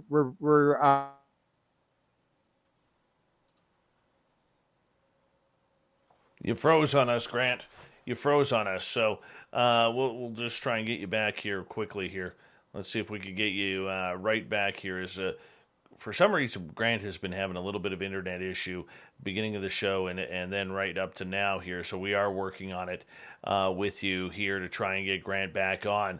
But basically what he's saying here in the long run is, in regards to the dimensions, Lou Elizondo, if you look at all the other shows that he has been on, he gives these little Easter eggs. He tries to give these little Easter egg hints to what we are literally going through right now. Like recently when he was saying about what type of dimensions are these from. On another show, he was saying along the lines of that he believes the ETs are here. He believes that, we call them ETs. Maybe we shouldn't call them ETs because they could be interdimensional, they could be inner Earth, they could be absolutely everything going on with that. So we're just waiting for Grant Cameron to return here momentarily on the show. But, that's some of the issues that we need to try and figure out moving forward, getting closer to the edge of June 25th here. And we're going to bring on Grant momentarily here as it loads on up. And Grant, are you with us now? I'm back. Awesome. Yeah, I got. Anyway, so hopefully the internet holds up here. All right, you want to continue with this question, or do you want to move on? Yeah, no, I'm going to finish this question because people have this. The concept keeps changing. So the aliens said they were from Mars and Venus, and they were from the moon, and the Canadians were channeling Alpha. And Alpha claimed he was from Uranus, which is like 300 degrees below zero. And I remember the metallurgist in Ottawa said to me, he says, I'll tell you what, Grant, let me make this very clear. Neither Wilbert Smith nor myself ever believed he was from Uranus. And so then they were from the Pleiades. And so why would you use Pleiades? There's 800 different stars there. Why would you use that? And then we're from Zeta Reticuli. And then suddenly we got into the multidimensionalists. Now they're from the 5th dimension, the 11th dimension. And I really start to wonder whether they're actually from anywhere, or as the beings told me when I did this interview with these beings in England, where they said to me, we've always been here. You're the visitor. And now you start to see this whole thing about everything's one. There's no time. There's no space. It's all here. It's all now. More and more beings are saying, Nancy Tremaine's being said, we've always been here. We are not from anywhere. We're right from here. So the idea of what these beings are, where they're from, or the universe is getting much more complex as we move along here. And anybody that thinks they understand it, I think needs to get their head checked. All right. Joe is asking on Facebook, where's your question? Grant, do you think the military is going to go on alert because of what might be said in this report? No, I don't see why. I don't think so. Unless it comes out where it's a threat or something. I don't see the military. The military is totally clued out, and they just take orders from people above them. So it would have to be the top people in the military that would panic. I don't think that's what Lou Elizondo was supposedly telling Sheehan. None of the high-ranking people think this is a threat. So no, I don't think so. All right, let's get to Hector's question. At this point, how sure are we about the Roswell incident? Well, what I find interesting about the Roswell incident is the thing that I asked Jacques Vallée. Because if you remember, there was an interview done with George Knapp and Bob Bigelow. And Bob Bigelow, whatever you want to think about him, knows a few things that you and I don't know. He hired all of the top people. He was bringing in Kit Green and Hal Puthoff and picking everybody's brain and picking 6 meetings a year. Edgar Mitchell, the top people in the world he was bringing in. And when he was asked about the Roswell thing, he said, Roswell happened. He said, yeah, but they also it was a crash in Russia. There's a crash in China. There's a crash in South America. I think they're seeding them, that they're dropping them. And then Tyler D, and I asked Ryan Bledsoe about this. I said, did Tyler D actually tell you it was the gifting field? And he said, yeah, he used those words with me. So when he took Dan Pasulka and Gary Nolan to this field that my friend showed Tyler D where it was in New Mexico, where all this metal was, they called it the gifting field, as if they're dropping it. And so I asked Jacques Vallée. I said, well, Jacques, this doesn't make any sense. I mean, that these things would come across the galaxy and then get hit by lightning and crash. I mean, that doesn't make any sense. Or that they come across the universe and little pieces start falling off the flying saucer. I said, don't you think this is like, and I said to Hal Puthoff, I said, this is a port material. This is like, stuff that was happening in the lab in the 1970s where this Edgar Mitchell's pin would fall in the back and it would appear in Uri Geller's ice cream and stuff like that. And I said, it looks like they're gifting this stuff. And then Jacques Vallée said, I think I came up with that idea. And that's what I believe is that that's where we're making these false assumptions. We're believing that we're shooting this stuff down like Greer's shooting this, saying we're shooting. We're not shooting anything down. There's no way. We have this thing is running the show, and I call it the theory of wow. They're doing all this weird stuff. They're dropping stuff. They're just making us scratch our heads and realize we're not alone. So the Roswell thing, yeah, I think so, but I have a different opinion of what may have actually gone on there. But there was one thing about the Roswell crash that I looked at later, and that was the Canadian government document. The top secret document, one of the few top secret documents was the Canadian flying saucers exist. We were told by American officials, flying saucers exist. It's the most highly classified subject in the United States. There's a small group headed by Dr. Vanner Bush. You're trying to figure out what's going on. The subject is of tremendous significance to the Americans. And we were also told by the American officials that mental phenomena is involved because the Americans aren't doing very well. They said if we're working on it, they're willing to exchange credentials and talk to us. So in November of 1950, the Americans told the Canadians that mental phenomena may be involved. How would they know that? Because there was no aliens until a couple of days after the detonation of the hydrogen bomb, the first test in 1952, when Adamski came forward. Before that, there was no aliens. Nobody was talking to aliens. There was stuff flying around, but there was no aliens. And so how did they know that aliens were telepathic, that there was this mental thing? And it may have been because the original story was there was 4 dead aliens at Roswell. And then the later story was there was 3 dead and 1 live, and that the live one was talking in people's heads. That may be how the Americans knew there was this mental phenomena and told the Canadians. And then Wilbert Smith picked up on this and spent a lot of time. And now we're into this thing. And we know consciousness is a key to this whole thing. All right, Jennifer's question. In your opinion, Grant, why do you think they waited until now to tell us the stuff coming June 25th? Well, I say it's not the government. I say it was Lou Elizondo and Hal Puthoff and all these guys. Lou Elizondo retired in the morning. In the afternoon, they told Leslie Kean to fly to Washington. These people were they were in a hotel lobby. They were all there. Chris Mellon was there. He had just been brought in because he didn't know in 2016 what was going on. And that's when they dropped the story. So it's the retired people that want the story out that were doing it. It's not the government. So the government is, again, they're playing defense as far as I'm concerned. They did not expect this. They did not want this to happen. They didn't want Lou Elizondo to go to the New York Times. They did not want those films leaked out. They did not give, and I always say to people, how do you think the films got out? And now Mellon's admitting, I said it right from the word go. You do not, when you resign in disgust from the Department of Defense, they don't give you 3 videos as your goodbye present as you're walking out the door. Those things were moved out. I don't care if they're declassified or whatever. Someone moved them out. It was not legal the way they moved them out. You do not walk out with material out of the Pentagon. And those videos were out already before. So this was all planned, but it was not the government. The government, that's the last thing the government wanted, was to blow up the place with UFO disclosure. This, I believe, is people inside the government who have forced the issue, who have forced the government into this very difficult position where they have to play defense and they don't know what to do. And even Elizondo says he's ready to play hardball. I mean, if they weren't going to go after him, he's ready to play hardball. He'll stay inside his security clearances, but he's not fooling around. This is serious stuff to him. He didn't just resign because he had nothing better to do. These guys are very serious about what they're doing. And the government, I cannot see the government would want to get themselves in the situation. The best way to handle a UFO thing is to say nothing, pretend it's not going on. You can research in the background. You can do whatever you want. I don't think the government planned this. All right. Armando is asking, do you have any updates on Joe Firmage's lawsuit? How to evaluate techno-scam angles on disclosure? Well, that's Jack Sarfati's buddy, Ron Pandolfi. He's back I'm back on Sarfati's list, which I got kicked off because I didn't have the ethics. I kept talking or whatever. People got upset. But Pandolfi is there, and this chatter is going on again. That's what the techno scam thing. To explain that, Ron Pandolfi said I remember when Tom DeLonge was going public, I got Dan Smith, who's the spokesman for Ron for many years, would sort of plausible deniability, leak stuff. And I said to Dan, come on. Tom DeLonge's having this news conference. I want you to get on here and then ask Ron in the afternoon. You know what Ron's comment was? He said, it's a techno scam.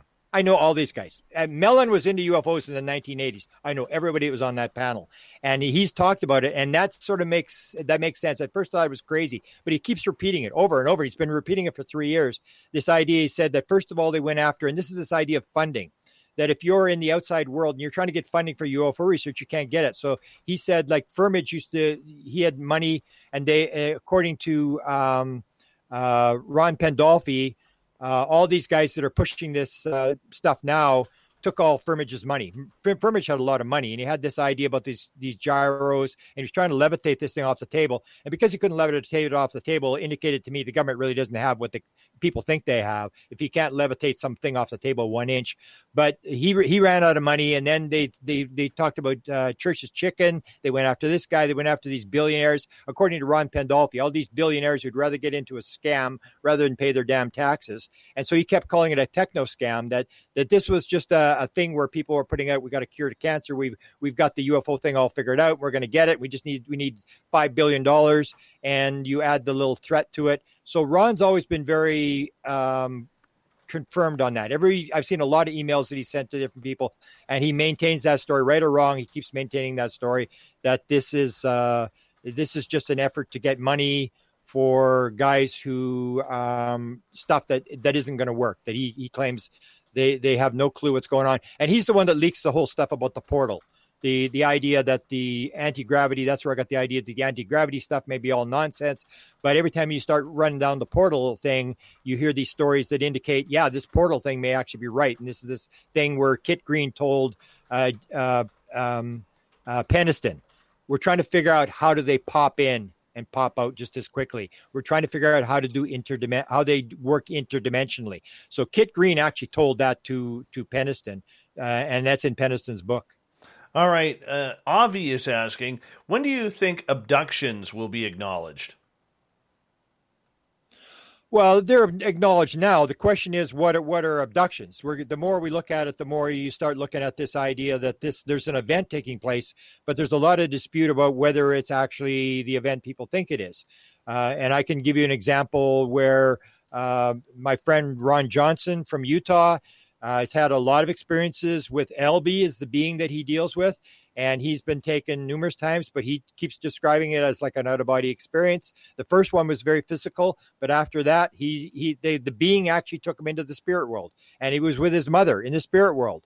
And this is where he tells the story, where he goes in this building, and it's 10 times the size inside as it is outside. His mother takes him in this building, and you start seeing these crossovers with out-of-body experiences, near-death experiences. I have a friend, we're about to do an interview. He's a artificial intelligence guy working on DMT, and he told me he had the one experience with the DMT. He said, I had a classic abduction experience. And this is why one of the reasons I heard that Strassman got out of DMT is he could not come to grips with the fact that 39% of all people doing DMT run into a being.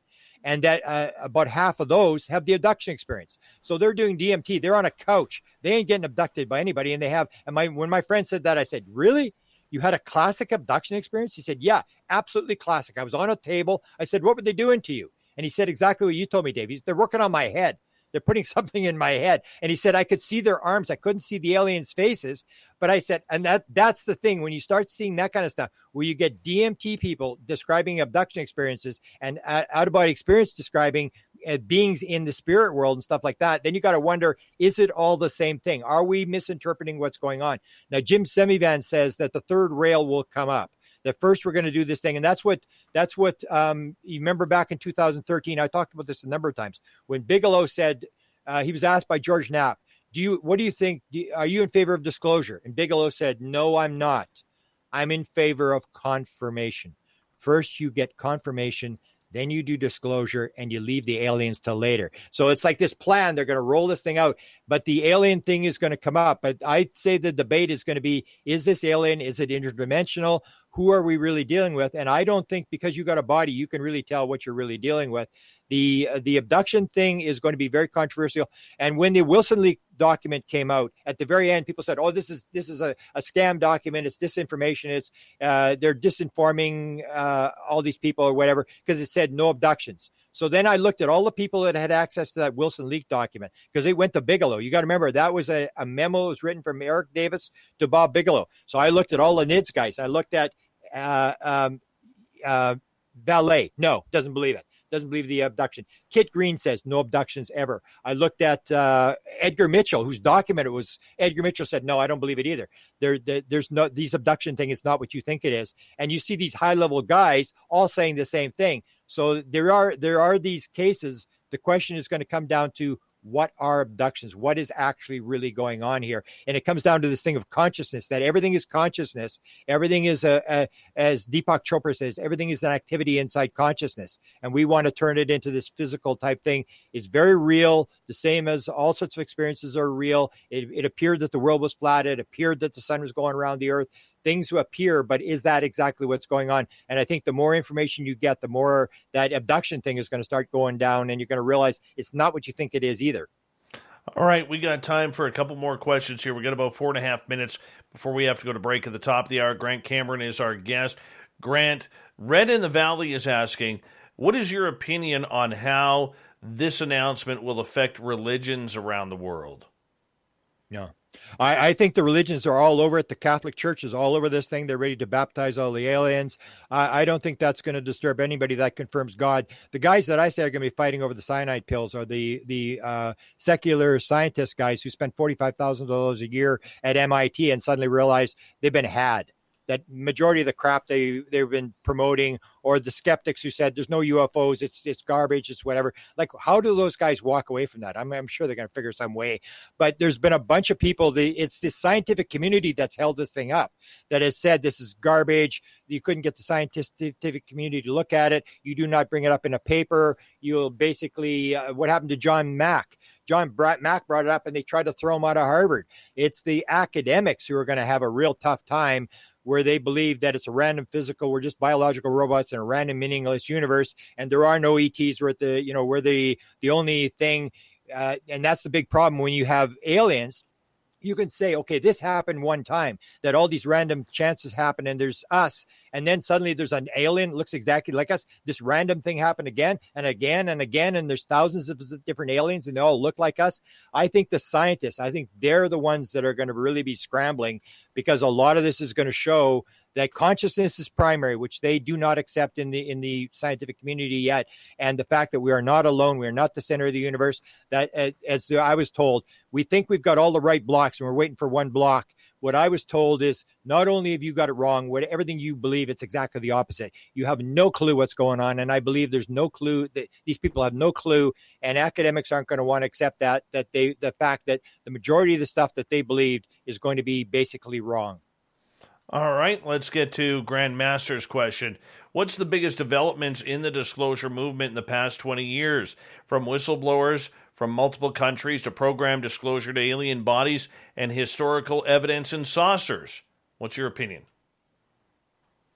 The biggest disclosure is the October 4th meeting with Leslie Kane. That changed the whole world. Everything changed after that. You've had events where, like Bill Moore being contacted and being given material and stuff like that, and talking to high level people, but nothing is going to come close to the disclosure.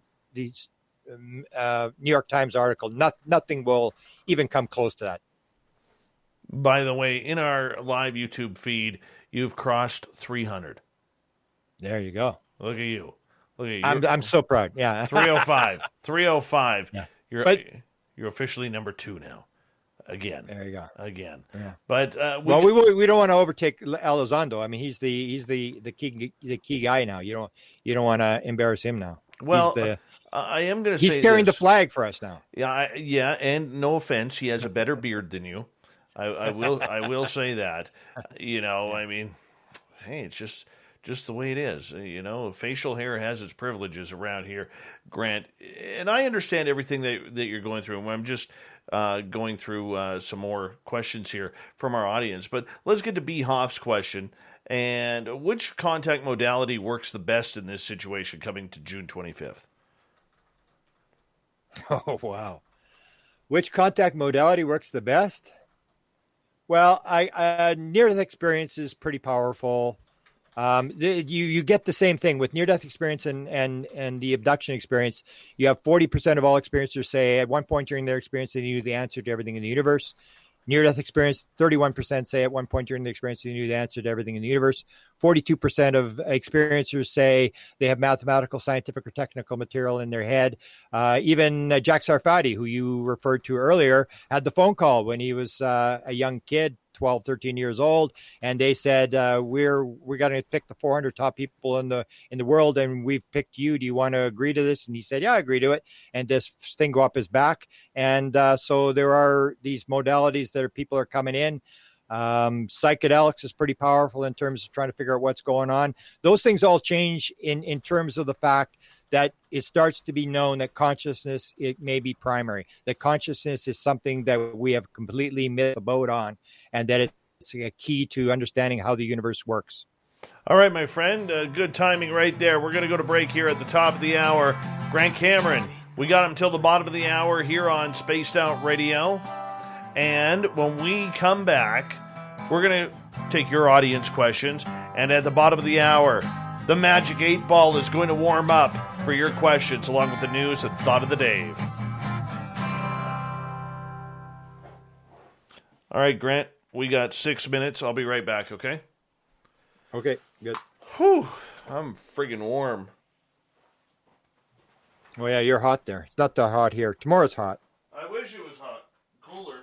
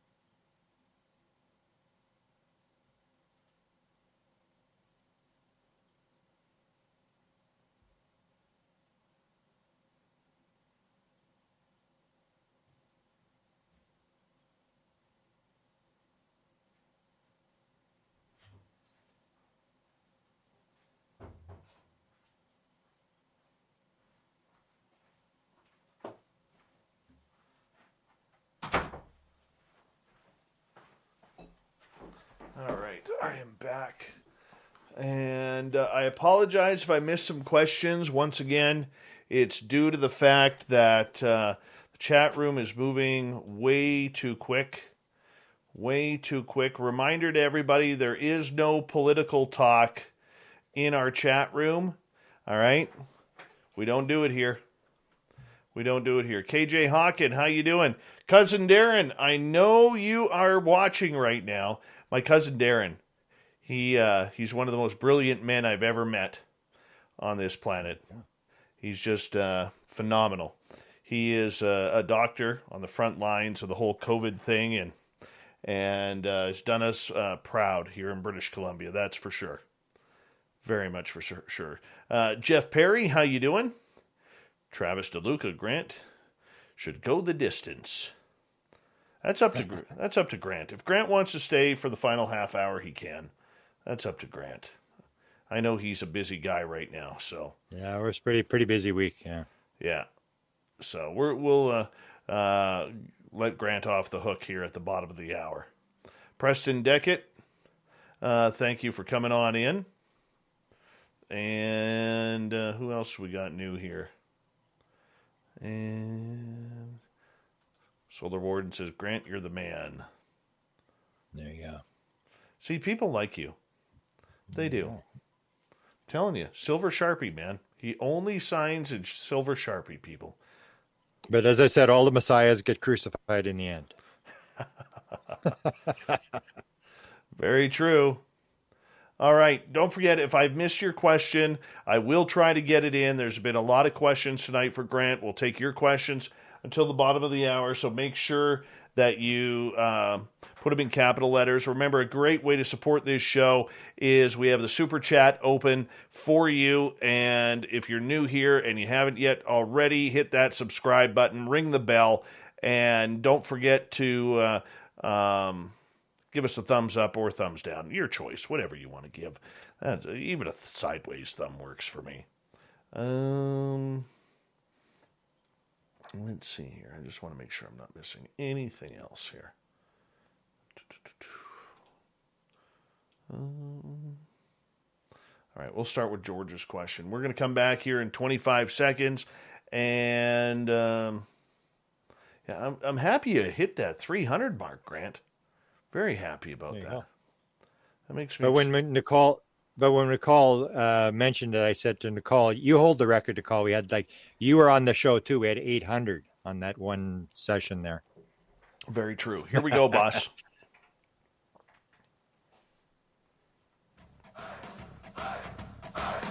Would you like to connect with us? Head to spacedoutradio.com for all your latest show info. Now, back to Dave Scott and SOR. Third and final hour of Spaced Out Radio is underway tonight. My name is Dave Scott. Thank you so much for taking the time to join us. We really do appreciate earning your listening ears wherever you are on this beautiful planet we call Earth. A special shout out to cousin Darren, my cousin Darren here in British Columbia. He is a doctor on the front lines of the whole COVID pandemic. Darren, we love you, and all of you great people who you were working with and other doctors and nurses to get us back. Get that border open, man. Get that border open. We need to travel to Vegas, cousin Darren, and you're invited. You're invited to the Spaced Out Radio party. Hey, I want to remind all of you that we are on our terrestrial affiliates around North America, so if you're listening there, thank you for tuning us on in. And we also want to say that all of our archives are free by going to youtube.com/Spaced Out Radio. Just do me the favor, hit that subscribe button. The Desert Clam is set the password for tonight in the SOR Space Travelers Club. Meta-analysis is your password. Use it wisely, space travelers, as the clam sets the password each and every night right here on Spaced Out Radio. Our website is spacedoutradio.com. We have a plethora of features for you, including rocking out to Bumblefoot and reading up on Captain Shirk's SOR Newswire. Follow us on Twitter at Spaced Out Radio and on Instagram, Spaced Out Radio Show. Grant Cameron is here. We're taking your questions from the audience in our chat rooms right now. Grant, we're going to start off with George's question. If the beings are not physical, why are the metamaterials being gifted to humanity? Well, they are physical when they come into our reality. That's what Yossi Ronan's beings told them. When we come into your world, we take on a body. So when they drop the port material, the metal material, it is physical once it gets here. The same as if you know the story with Sherry Wilde. Have you ever interviewed Sherry Wilde? I have not. Okay. She's got a fantastic story. She's got a lot of recall. She was regressed by Center for UFO Studies and the top guy in Illinois or whatever. And she had the being, and she had this story where she's dealing with Da, who looked like a gray, like a Zeta. So she writes the book. They force her to write the book. She doesn't want to write it. She writes the book, sends it to the publisher. And the publisher said, Sherry, you said he's from Andromeda. She said, yeah, that's what he told me. He said, it can't be. He's a Zeta. He's got to be from Zeta Reticuli. And so she says, okay, I'll go ask him. So she goes to Da. She says, are you actually an alien? Like you said, you're from Andromeda, but you're a Zeta. And he said, no, that would not best describe who I am. He said, I am an etheric being on a mission through the universe for the creator, or something to that effect. And the idea is none of us are. We are all etheric beings. We are all actors on a stage, but we are not the actor on the stage. We are coming in. So when they come in, they can become physical. So Sherry said to them, says, well, why do you come as this scary looking gray thing? And he said, scary looking gray thing? I scare you? Do I scare you? She says, yeah, you scare me. He said, Sherry, you ever look in the mirror when you smile, you have those big teeth. When you come towards us, we think you're going to eat us. And he said, I use the gray body because it's more functional than creating a human body. But so there's a number of different beings have said the same thing. So when people do the abduction thing, they always ask, were you scared? Did they probe you? Did it hurt? I always say, as I said to you, Dave, remember when you saw the being, what's the first question I said? Was he wearing any clothes? Did he have any sex organs? And people go, no, he didn't have sex organs. He wasn't wearing any clothes. And how do you know he's a male or a female? I just knew. I could sense he was a male or a female. And then I would ask like I asked Betty Andreasen and her husband, you saw the being when he was first in 1946, and now you're 80 years old. And this being, did he ever get any older? And they go, no. But aliens live a long time. So you have these things that indicate there's something wrong with the being. They're not getting any older. They don't have any sex organs. They don't really have a mouth. They don't have a nose. They don't have ears. All this weird stuff that's happening.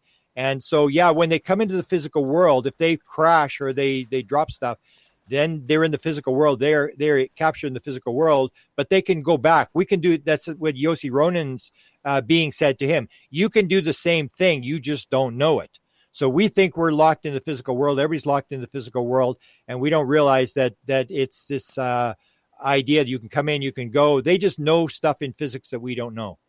All right. Casual Conversation is asking, will they just keep delaying information and never give us a clear answer? But that's where it comes down. Everybody's waiting for the clear answer. We just sometimes, you want to ask, the government might say, well, you want coffee and pie with that order.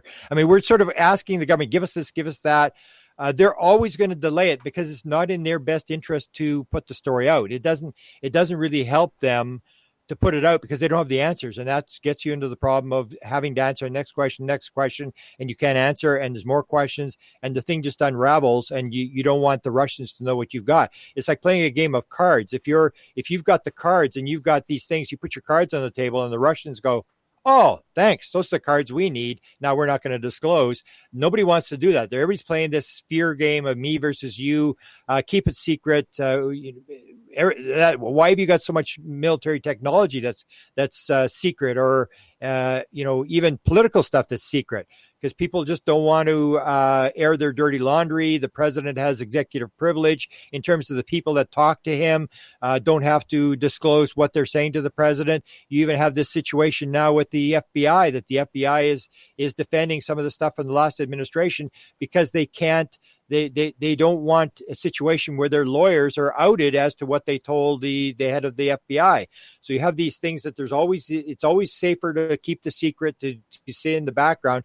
Once you're out in the public, then it all opens up. So I don't think they're ever going to, unless they're forced, and they are going to be forced because, as I said, the blood is in the water. The media now knows it. The media has the sources, and they are going to drag this thing out. And every time they break a story, it's going to put more fuel on the fire, and it's just going to get bigger and bigger. And I don't know where it's going to end, but the blood is in the water. There's no doubt about that to me. Nikki on Facebook is asking, have you ever heard of or come across a government book Apparently, there's only 500 ever printed. Mass multi-government agency UFO ET book with thousands of PGS, thousands of government documents showing ET types and ET ships.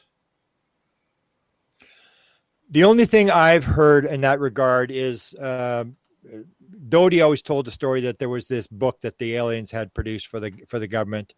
Danny Sheehan said that he worked on a classified report for Jimmy Carter, and for one was on ET, one was on extraterrestrial, one was on ETs, one was on UFOs, and that in the UFO book he had the report, he had seen it. He didn't realize what kind of classification was on it, but he said it was classified. He saw it before it went to the president, and there was diagrams of UFOs. And in the extraterrestrial report, it said that there were at least 6 extraterrestrial races visiting the Earth. One of the things I got in the if this stuff is, it's a very high level, if they do have it, and I doubt there's going to be 500 copies of it, but I got the one with the Johnson study, that the guy that was doing the eyes only study, which means there's no documents. It's the old, we destroy everything. We don't have any, the president sees it and then we destroy it. So there was a 9-month study done for President Johnson. There was 8 people that worked on it: head of Lockheed Skunk Works, head of National Reconnaissance Organization, the head of the Weird Desk, the Pandolfi's job, it was Art Lundahl at the time, the 4-star general from Wright-Patterson Air Force Base. All these high-level guys worked on this report. And you know what the conclusion of the report to President Johnson was? Exactly what the government is saying right now. Yes, UFOs exist. Yes, there's actual crafts. Yes, this is all for real. And we really don't know where they're from or what the extraterrestrial is. Exactly the report. And I read it. I did a podcast. I read the final report. It was like 7 or 8 pages, the final conclusion that was given to the president. And what happened is this guy, Frank Rand, was the guy who was in charge of the study. And he decided he was going to do a manuscript on this. And then he died. And the manuscript was sort of half finished. And his daughter gave it to a UFO researcher. She knew I was doing the president and came to me. If it had not been for that girl, nobody would have ever known that the president did a study. There was an eyes-only study done. And that's why I say what you think the president doesn't know. There's stuff happening behind the scenes. Same as Jimmy Carter did studies. He sent his press secretary to the FBI, forced out 1,500 pages. There was a story that the CIA, there was the girl that went to the CIA to get the documents, the FOI. Carter had great pressure on there. She started breaking down, crying at the CIA because she was under so much pressure because the CIA guys were stalling her, hiding documents and stuff like that. So a lot of stuff happens behind the scenes, but 500 books doesn't make sense. There might be 1 book or 2 books. This is going to be a very limited need to know. It's going to be a handful of people who actually understand the whole situation, if there's anybody that understands the situation. All right, let's get over to little Davey Altman's question. Grant, is there a coincidence between June 24th, the Kenneth Arnold sightings back in the day, and the June 25th date? No, it just was when the thing was signed. So it was signed on December 24th or whatever, and it was 6 months from there. Actually, the Kenneth Arnold wasn't the first. It's the same as Betty and Barney Hill was described as the first abduction. And I say now, no, if there was a first abduction, it was Nancy Tremaine, who was 2 months before. And I helped her publish her first book, wrote the foreword to her second book. She's got a very detailed account of an abduction 2 months before. The same as the Kenneth Arnold was not first. The first was the Apport thing. It was Maury Island, where the UFOs were doing the theory, wow, where the UFOs are flipping around, all these UFOs, and the one explodes and all this metal rains down on all these people. Now, did they fly across the galaxy in 1947 and then one UFO explodes, or did they actually force that thing? And that's how it started. That was 3 days before Kenneth Arnold was a UFO explosion over Maury Island, where all this metal came raining down, and the Air Force went in there with the B-25, and then they flew out, and the plane crashed going out with the metal, and everybody thought this was a big conspiracy that the plane had been taken down. So Kenneth Arnold wasn't even the first sighting. It was actually not the big one was Maury Island, which was 3 days before that. All right. Philip is asking, do you think other countries will be doing their own disclosures following the United States? I remember talking to Scott Jones, who's one of the Avery guys, and he was telling me the stories that he had been working for Claiborne Pell, who was the head of the Foreign Relations Committee. And Claiborne Pell was not into UFOs, he was into paranormal phenomena, but he had the best job I've ever seen in the world. He would go to seances, he would go to UFO conferences. That's all he did. It was the weird stuff for Claiborne Pell. And he was sent to Russia, and he talked about being in Russia and trying to negotiate for a piece of alien tissue from the Russians. And then he went to the Chinese, and he told the story. He was with the Chinese, and he said, I'm here representing Claiborne Pell. And they said, oh, you're here from the American government representing. No, he said, no, I'm for Claiborne Pell. And they said, oh no, you're with the government. You're the government sent you. No, he said, I work for Claiborne Pell. He's not the government. He's part of the government. He's lower down in the government. And they said, no. So he was dealing with high level Chinese officials, like the top guys. And he said that he asked them, he said, why don't you disclose over the Americans? And this is what Scott Jones told me. He said, the Chinese looked at him and said, when the Americans disclose, we'll be a close second. So that is the question, because people do this thing about the cover up, that they're covering this thing up. You got to remember that there's like this idea that there's some Illuminati thing that's running the cover up or whatever. You got to remember there's like 195 or 196 countries. The Illuminati's got to be run 196 countries. There's all sorts of countries that have crash material and stuff, and everybody's just holding back because they don't have the answers.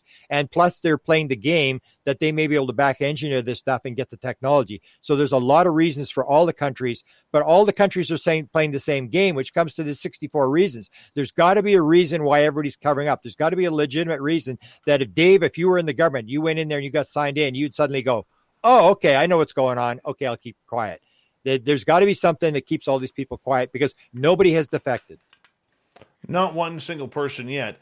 In regards to that, Grant, do you see it coming to a time where all of a sudden Canada or other countries will sit there and say, well, the U.S. is going on with this. Let's hop on board. We're all allies here. We're all buddies here. Let's get to it. Yeah, but you know what happened. I mean, the Canadians have been contacted lots of times. I mean, and they've been told, and they just salute. They just, whatever the Americans say, they just say, how hard do you want me to jump and stuff like that.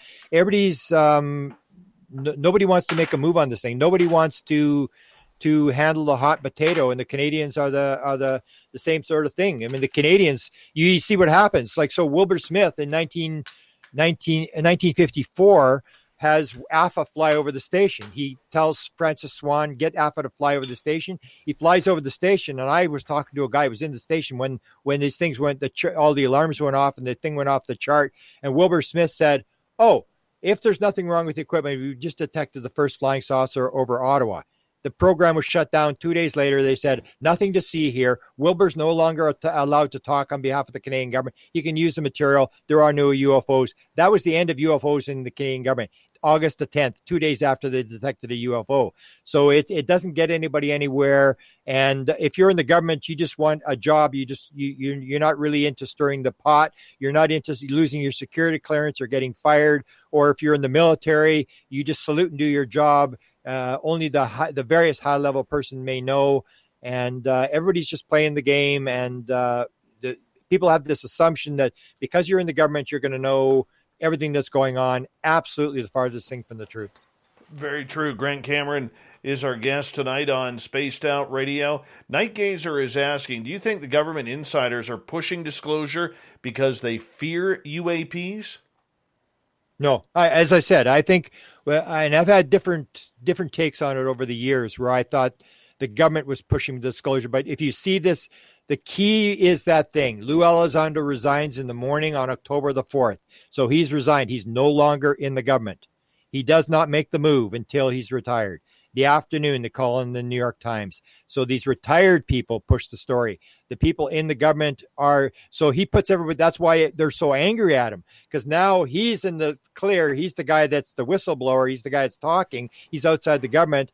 And all these guys, they're going, what the hell did you do to us? Well, look at the situation you put us in, you idiot. We're going to get you. And they start making up stories about him, and they try to pull a security clearance. They're just furious because he put them in a box, and nobody wants to be in the box. Nobody wants to have to answer the question. That's why all the people that have made the disclosure stuff, whether it's Semivan or Lou Elizondo or Mellon, they're all people who used to be in the government. They're not in the government anymore. because that's when you can make the disclosure. People in the government do not want to touch this subject. It's a hot potato. It doesn't get you anywhere. It's not going to advance your career, and you don't want to have to be the guy who stands up in front of the public and gets accused of covering up and killing people and whatever. It's just a situation you just are not going to win once it starts to be exposed, and you have to face thousands of reporters and just one question after another question after, and it's never going to end. And there's a lot of things you don't know. Right on. Grant Cameron is our guest tonight. We have him for another 5.5 minutes here. A couple of people are asking, Grant, because you made a comment about aliens being communist. So why have you said this, according to Armando?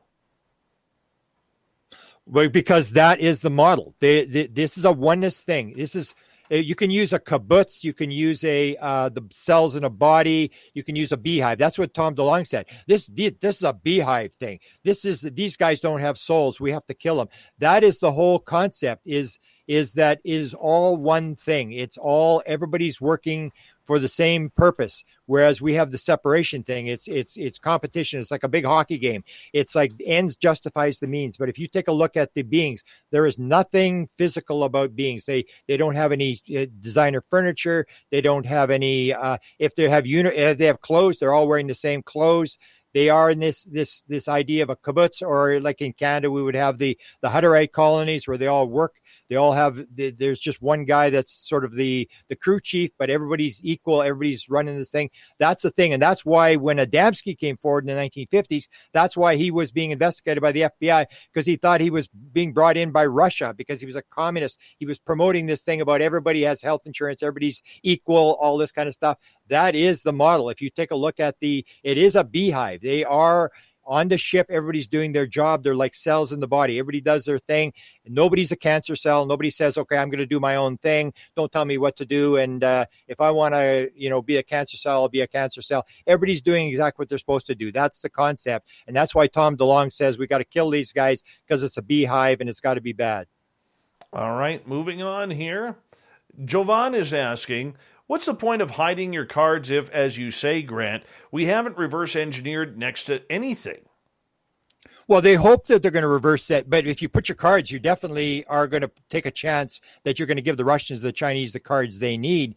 You're going to hold the cards as long as you can. That's why I said, if you're going to give the president briefing, you say, Mr. President, we're working our butts off, Mr. President. We're doing whatever we can. We're putting piles of money in. We've got this project. We're trying to figure it out. Don't spill don't upset the apple cart. Leave us time to do this. We've almost got it figured out. And so they're working on it. But if you put your cards on the table, then it's all over. You may give the other side especially if you're playing this fear game, you may give the other side the cards they want. Or if you're in the situation where you're trying to get a patent, it's definite, in my opinion, they have not figured this thing out. No matter what anybody says, they don't have all the answers. So until you get the answers, there's no advantage to you putting your cards on the table. You sit there and you delay it as long as you can. You go to the president, you say, we need money, Mr. President. We're at this point and we can't figure this thing out. But in terms of it does not help to put your cards on the table. There's no advantage to that at all. All right, Grant, we only have 2.5 minutes here left with you tonight, and this is a show that's flown on by, and I know we have to say goodbye to you right after we get to the break here at the bottom of the hour, but I'm curious, in your 2-minute estimation of what the next few days are going to be like, including after June 25th, what do you see happening? What's your prediction? I think I said it earlier. You're going to see them sort of sneak this report. There's going to be a lot of questions asked, and then the bomb goes off. And you think it's going fast now. You wait until after, when any little piece of information that comes out is just going to spiral a thing. It is going to take off like incredible. I don't know how fast it's going to move, but it is only going to start on the 25th. That's when they light the fuse on the bomb. And when it goes down, as soon as they start answering questions, the horse is out of the barn, and I don't see how they put it back in. It's just going to lead to another question, another question, another question, another question. And that's what they've been trying to stop for 75 years. And they've run out of time. And the media has realized they're digging They're trying to find documents. They're filing FOIs, and they're not stupid. They know the sources. And the other thing is you have Danny Sheehan, who's on the inside of the Pentagon now, who is going to make sure if the bomb doesn't go off, he's going to make sure it goes off, that this thing goes. It's not going to just be a review. It's going to be an investigation if Danny Sheehan has anything to do with it. And I think he has the power and the knowledge to force an investigation and just keep pushing the issue. And it just keeps accelerating. There's more blood in the water, more sharks. It's just going to keep going. That's what I think is going to happen. All right. Well, Grant, what's new for you coming up here the next little bit? What's your schedule like? We got 40 seconds. Okay, we're doing the big thing on the 25th. I say we want to know what the other side is doing, so we're going to bring in 70 or 80 experiencers onto a panel. They're going to get 5 minutes. They're going to describe who they're dealing with and what the message is, and we're going to see what the other side says. No disclosure. There's going to be no NDAs. Nobody's going to say the aliens told it's a secret. They're going to tell us what that is. The weekend I'm doing Contact in the Desert, and everybody there wants panels. There's all these disclosure panels. I have one with Steve Bassett. So there's a lot of media going on now. Almost every day somebody wants an interview because just like the New York Times and Washington Post, all the podcasts are on this as well. Everybody's trying to scoop this story. Everybody's trying to get at this thing. This is like the new Trump story where everybody's watching, where you can sell ads and stuff like that. This is important stuff, and it's very, very busy time. I've never seen it this busy before in my life. All right, Grant Cameron, everybody. We thank him once again. He's a legend and a good friend of mine in this show. Coming up next, we have, oh yes, the Magic 8 Ball is warming up. The news and the thought of the day are next as well. Stay tuned.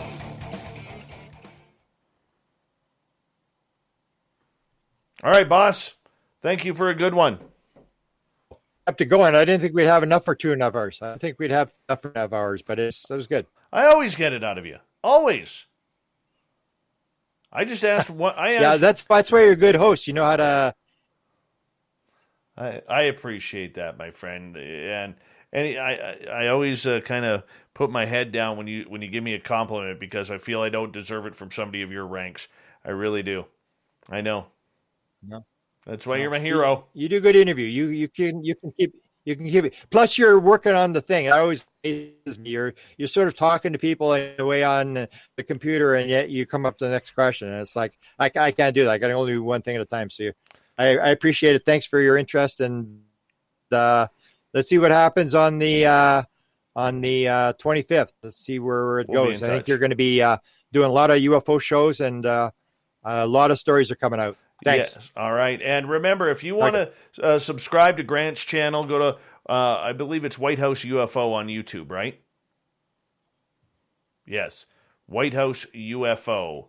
No, I got to correct you on that. Oh, he left. All right. Just put, Nicole, can you put it in the chat room? And I will put it on up. Hi, Alan Hold. Welcome. Hi, gorgeous Ruth Ann. How are you? Good to see you. Yeah, that was kind of weird. That was a good show. Anyways, I want to quickly say something because I had to time someone out in the chat room due to a lot of political insulting, and then that person decided to go over to Twitter to start trying to hammer me on Twitter for giving them a timeout. Look, I'm going to tell you right now, I don't give two shits if you're a Trump supporter, if you are a Biden supporter, if you are a Trudeau supporter, if you're a whoever supporter. I don't care. Our chat rooms, especially on YouTube, is for everybody. I don't care about your religion.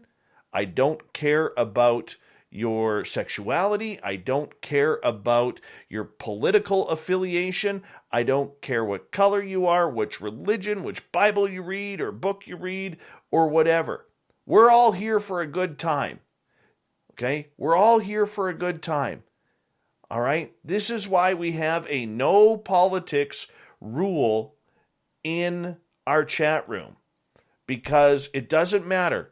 I have friends on both sides of the ledger, and we have people working on our team who who have different political sides. All right?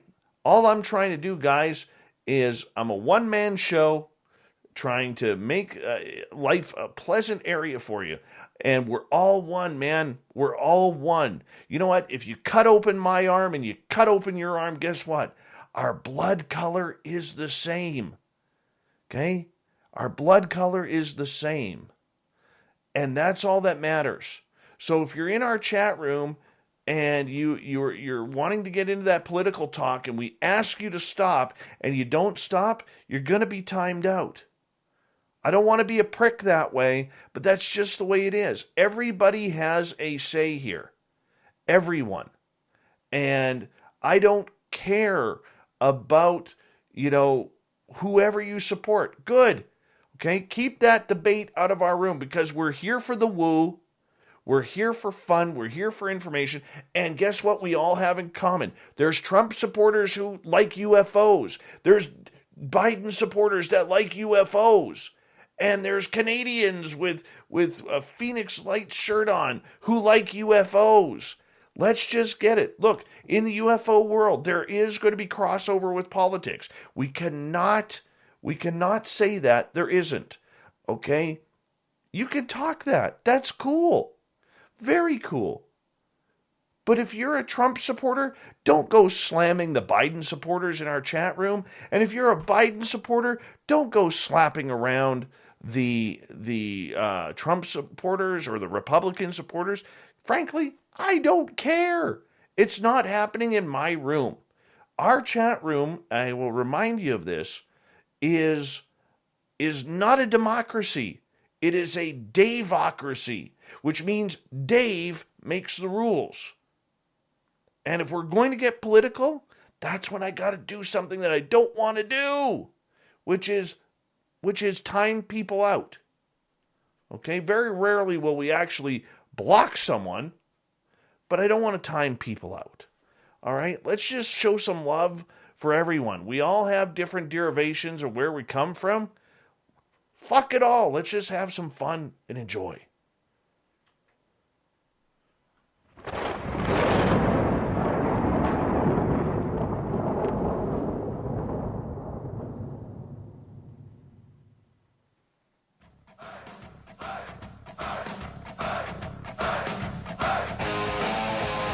We rounded third. We're heading for home tonight on Spaced Out Radio. My name is Dave Scott. Thank you so much for taking the time to join us. Really do appreciate earning your listening ears. Want to remind you that if you missed most of this show or others, check out our free archives by going to youtube.com/Spaced Out Radio. Just do old Davey the favor, hit that subscribe button. Our website is spacedoutradio.com, where we have a plethora of features for you, including rocking out to Bumblefoot and reading up on Captain Shirk's SOR Newswire. Follow us on Twitter at Spaced Out Radio and on Instagram at Spaced Out Radio Show. Oh yes, guess what it is time for, people? It is time for our great, great Magic 8 Ball.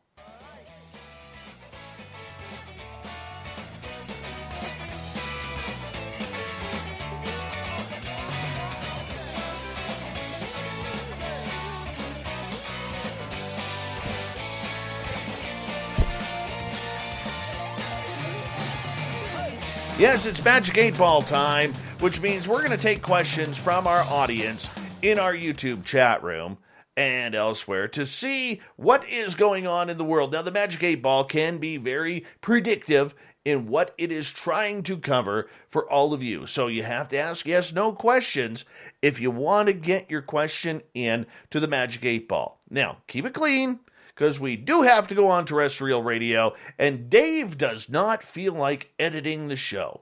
We've got a clean show so far, so it all works for me. So the Magic 8 Ball is here, and we're going to start off with Kirk's question here. And he is asking, Kurt Seltzer with a splash of lime is asking point blank. All right, what's he asking here? He is asking if listener Vinny is at the bingo hall right now. That's a good warm-up question. Let's go here. Reply hazy, try again.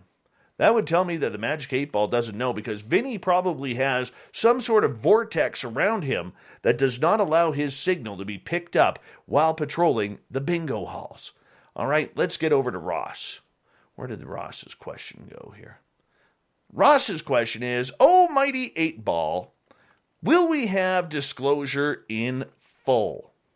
The answer is, intel looks good. And I could see that happening probably within the next 50 years, maybe even 30. But it's going to be a slow process getting there. A slow process getting there. We need a lot of changes on this planet before the aliens are going to come out and finally come out and say, hey guys, we're here, we've been here the entire time. The entire time. Could you imagine? All right, Abe here, good Mennonite name, says, are the aliens Mennonite? Abe, that is a fantastic question, because if they are Mennonites, I may be related. That's truth. I may be related here. Let's go here. You have my pity. So that could mean either A, they are Mennonites, or B, they're not Mennonites and the Magic 8 Ball is feeling sorry for us. That's a 50-50. Magic 8 Ball's not being very specific on that one. Is not very specific. Let's go to beehive. Magic 8 Ball. Do they use the same size probe for everyone? Oh my. Oh my. Well, I'm curious about this one, to be honest. Reply hazy. Try again. I think the Magic 8 Ball just gave you a, really? Really, you want to ask that question, beehive? What do you think? It's one size fits all. That's what I think. One size fits all. You know, either way, for those who've experienced that, I would hope that they get some pity. I really would. All right, no anal probing around here, please. None whatsoever. Irish Lincoln. Will I go back in this year? I don't understand that. Will I go back in this year? Magic 8 Ball says, as I see it, yes. Yes, apparently you will go back this year. All right, let us move on here. Let's go to Magnus. Magnus is somewhere in Europe. Is bacon-wrapped food considered semi-breakfast? I already know the answer to this, but we'll see what the Magic 8 Ball is doing here. Censors read no. It's truth. Okay, bacon is a universal food, but the Magic 8 Ball is right.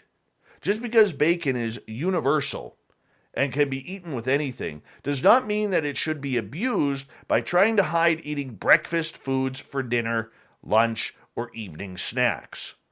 Okay, breakfast foods are for breakfast, not for evening snacks, dinner, or lunch. Even brunch. I mean, brunch is pushing it. Okay? But anything in between, okay, you can't hide it with bacon. Big Fat Creep is asking, are the aliens us from the future? Magic 8 Ball's answer is, come on, let's get a clear one. Don't count on it. Don't count on it. Which means that the aliens are their own species. They're not us from the future. However, what that doesn't say is there could be future humans coming back in time to check us on out. Maybe they're trying to find Marvin the Martian's PQ-36 space modulator. I don't know. They could be. They could be. I don't know. All right, moving on here. Let's go to polar eclipse. No, we're not going to polar eclipse. That's a funny question, but not for terrestrial radio. All right, keep it clean, people. That's all I'm asking. Keep it clean. That is funny, though. All right, let's see. Olaf on Twitter is asking, can aliens disable all weapons humans have in a certain area, or can they shut down everything? Magic 8 Ball says, Sensors read no. No, the aliens they do have their limitations, but I don't think we have the capability of shutting them down just yet. All right, Sandra is asking, is Dave going to win the lotto? Oh, that $70 million would look so good in my bank account right now. Honestly, it really would. Don't count on it. Thanks for the truth, Magic 8 Ball, in telling me that I will not win the lottery. I really appreciate that so much. Your honesty and your integrity to telling the truth, Magic 8 Ball, is something that I will always genuinely be proud of in using you as part of this show. Thank you for telling me that I will not win the lotto for any time soon. Thank you. All right, Chris Mo in Austria is asking, will humans ever settle outside of Earth? The answer is, ask again later. Probably because we aren't there yet. Don't have the technology to get there. All right, Joe, another insulting question. Will Dave become a guitar god? Intel looks good. Now this thing's trying to, play with my feelings now after breaking my heart over not winning the lottery. Smoky Mountain Wanderer is asking, when I finish my book, will it be successful? That's a good question, Smoky Mountain Wanderer. Let's go here. My sources say no. Sometimes he's a little blunt, the Magic 8 Ball. I do apologize for that. I can only read what he says. You know what? We'll bring you on the show when it's done, and then we will try and get you some audience. How about that? I'll make up for that. I will. All right. 11 is asking, is pizza a breakfast food? See, pizza is one of those foods, like bacon, that falls into the universal category, can be used at any time whatsoever. So pizza can be a breakfast food. All right. Okay. Kurt Seltzer is asking, Magic 8 Ball, is breakfast for dinner good? People are crazy. You know that? You have my pity, Kurt Seltzer. That's what the 8 Ball says. Have my pity. The 8 Ball isn't a fan of breakfast for dinner. Is not a fan of it. So, therefore, the 8 Ball is disappointed in the people who eat breakfast for dinner. Let's just be honest. They really are. Let's see. Mr. Lee 3PO, can anyone be abducted, or do you have to be special? Can anyone be abducted, Mr. 8 Ball? Well, battery's low. We're starting to run out here. We'll see if we can get an answer here for you. Come on. Got a lot of bubbles on it. I can't see it. Infinitely yes. Anyone can be abducted. Anyone can be abducted. It's the way it plays out. All right. Christian is asking. Hi, Christian Thompson. Will my new UAP website be a success? Let's hope so, man. Will it be a success? I'm sorry, but don't count on it. This thing's a jerk sometimes. Just to be honest with you. It's a jerk sometimes. I'm excited to see it, actually. Make sure you send me over the link so I can have a look at it. And, I think we only have time for a couple more. Magic 8 Ball is starting to be a little bit cranky here. Joe is asking, has Dave ever had Cheerios for dinner? Probably not since I was a kid. At that point, I was too stupid and young to know that breakfast meals shouldn't be eaten for dinner. In hypersleep. Long time ago. Bygones. Total bygones moment right there. All right, let's see.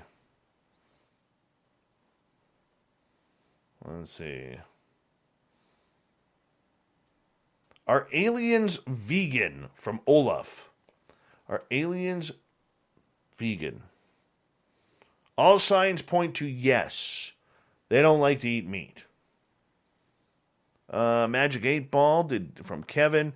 Did Dave practice his guitar for a full half hour today? I practiced 20 minutes. I practiced 20 minutes today. That's the truth of it all. 20 minutes is what I did. And I think we are getting close to...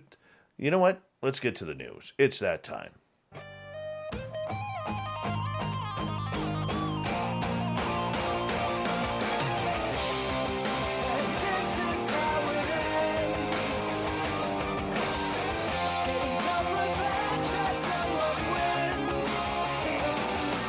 The news is always changing, which is why we bring you the SOR News Wire at the back end of every show, where we get to the weird, the strange, the wacky, and sometimes the ufological. A UFO that was caught on camera traveling at about 106 miles per hour was filmed by a police helicopter in the United Kingdom. The footage, which until recently wasn't released, shows the object moving over the Bristol Channel. It was filmed by a police helicopter, which was using its FLIR thermal camera near St. Athan in Wales. The object seems to move against the wind, appearing to travel at a high speed. Small segments of the video were shared by the NPAS team, but after a Freedom of Information request was submitted by former policeman Gary Heseltine, the full video has now been released. It shows the bizarre encounter, which took place on September 17, 2016, and UFO investigator Heseltine thinks there are many questions that need to be answered by the UK government. NPAS Southwest says at the time that the heat was setting was set to low, to show hot objects as darker on the screen. The whole incident took place over 8 minutes, with the footage showing the camera changing settings to try and work out what it was. 3 years after the clip was released, police said a drone is possible, but they were unable to keep up with it, so it would have been very, very fast. Heseltine, in the meantime, says this is a verified police helicopter FLIR footage showing an object not seen with the naked eye, but clearly seen in the infrared spectrum. It is moving against the wind, so it's not a balloon, nor is it emitting any heat signature indicating a propulsion system. He says, my FOIA requests were largely stonewalled by the police authorities, and I believe there is much more information on this event that is yet to be released. A former police officer, he spent 6 years working with the RAF police, 24 years with the British Transport Police before launching a database for UFO sightings by police. He retired in 2013 to focus on his UFO research. Heseltine, in the meantime, says, I think it is likely that the other police helicopter crews have recorded similar footage on FLIR cameras. Given that the stigma relating to this subject is being lifted, I urge them to be more transparent on the issue. This footage shows that objects similar to what have been captured by the U.S. Navy is being recorded on the same FLIR-type cameras here in the United Kingdom. Moving on. A woman in Thailand found an unexpected visitor in her house in the middle of the night last weekend. No, it wasn't a robber, wasn't a burglar, it was a wild Asian elephant. We were sleeping and woke up by a sound inside our kitchen, says Rachadawan, a resident of Hua Hin district in the province of Prachuap Khiri Khan. So we rushed downstairs, saw this elephant poking its head into our kitchen, where the wall was broken. Her wall already had a hole in it from when an elephant had smashed into her house last month. Really? Oh, this lady has bad luck. 2 elephant incidents in a month. Okay. So she goes, the damage had not yet been repaired when the elephant showed up on Saturday and stuck its head right through the hole in the wall. Videos taken by Rachadawan show the elephant extending its trunk to rifle through cupboards and drawers, knocking over dishes. At one point, it picked up what appears to be a plastic bag using its trunk and placed it in its mouth. I have seen elephants roaming around our town looking for food since I was young, she says, but this is the first time this actually did damage to my house. She added that there was no food in her kitchen on Saturday when the elephant came in, but it may have been trying to steal the salt stored inside. The elephant came into the kitchen because it smelled food, the Department of National Park, Wildlife, and Plant Conservation said on a Facebook post. Elephants are herbivores, so they need minerals from salty foods, which is essential for their bodies. They would try to find any minerals, and we have educated local residents. Rachodawan's house may have been targeted because it is located next to the entrance of the national park where elephants live, says Prateep Poiwangtarn, a staff member at the Satye Subdistrict Administration Organization. Similar incidents often happen in the area due to its proximity to the national park and elephants' habitat, he added. Elephant sightings and incidents typically increase during fruit harvest season. In recent years, an elephant destroyed a house where a resident was keeping fruit produce. Elephant-human conflict, though, has been on the rise in recent decades, not just in Thailand, but in places like India and across Asia where the animals live. As human settlements and infrastructure expand, wildlife habitats shrink and become fractured, leaving animals with less land, smaller packs, and fewer resources, forcing them to roam in search of food. Although roughly half of the geographic range of elephant habitat in Thailand is considered suitable for long-term elephant conservation, much of this area is threatened by agriculture, roads, and other developments, resulting in fragmentation and increased human-elephant conflict. All right, moving on. This will be our final story of the night before we get to the thought of the Dave. An angry Florida man pulled a gun on a drive-thru worker because they forgot the cream cheese with his bagel. Yeah, the employee just happened to be the daughter of the police chief at Miami Gardens Police. Police say the man became angry at a Starbucks drive-thru when they messed up his order earlier this week. He returned to the window screaming at the employee. She asked whether he had paid for it or not, because cream cheese is always something to get violent over. He returned to the window and became so enraged that he decided to point a gun at the employee, but that she feared he would hurt her if she didn't give him some cream cheese. She felt in fear of her life. It was upsetting to know that someone would go that extreme for not having cream cheese on their bagel.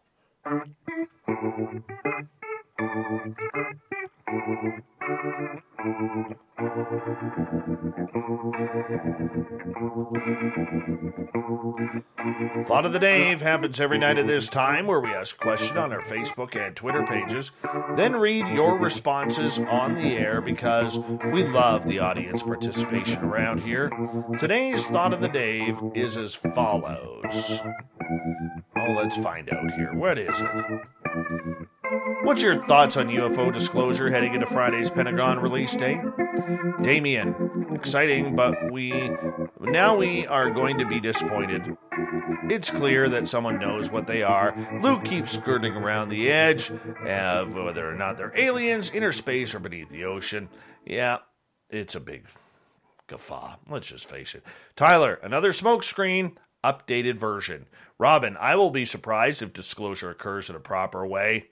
Wendy, I'm sure it'll be more of the same BS they've been selling for over 80 years or more. Uncle Dale and his power stash. Blah, blah, blah, Venus. Blah, blah, blah, swamp gas. Blah, blah, blah, drones. Blah, blah, blah, sensor malfunctions. Blah, blah, blah, hackers. Blah, blah, blah, entertainment company stunts. Blah, blah, blah. John, I'm not hopeful of any dramatic, meaningful truth.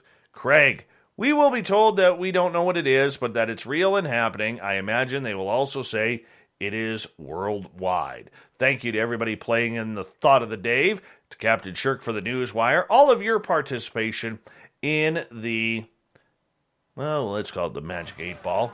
And, of course, to Grant Cameron for coming on the show and chatting with us about UFOs and June 25th. We got Mr. Ron Bumblefoot Thal rocking in the background with Little Brother is Watching. Bumblefoot is the official music of Spaced Out Radio, rocking us in and out of every single show. Get your horns up for the guitar god himself, Special thanks to everybody listening in at home, at work, in your cars, wherever you may be. Thank you to everyone in our chat rooms tonight on YouTube, LGAB, Revolution Radio, Spreaker, Twitch, the Space Travelers Club on our website, and of course, everybody listening in on Twitter at hashtag Spaced Out Radio.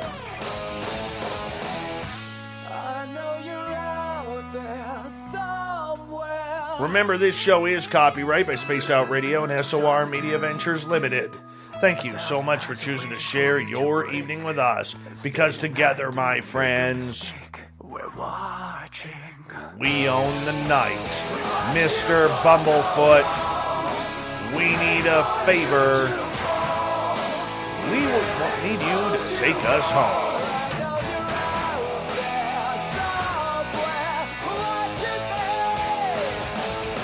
Yes, the Woo train has docked for the night.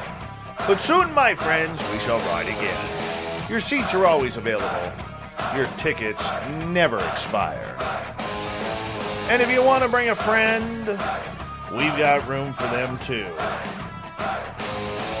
Good night.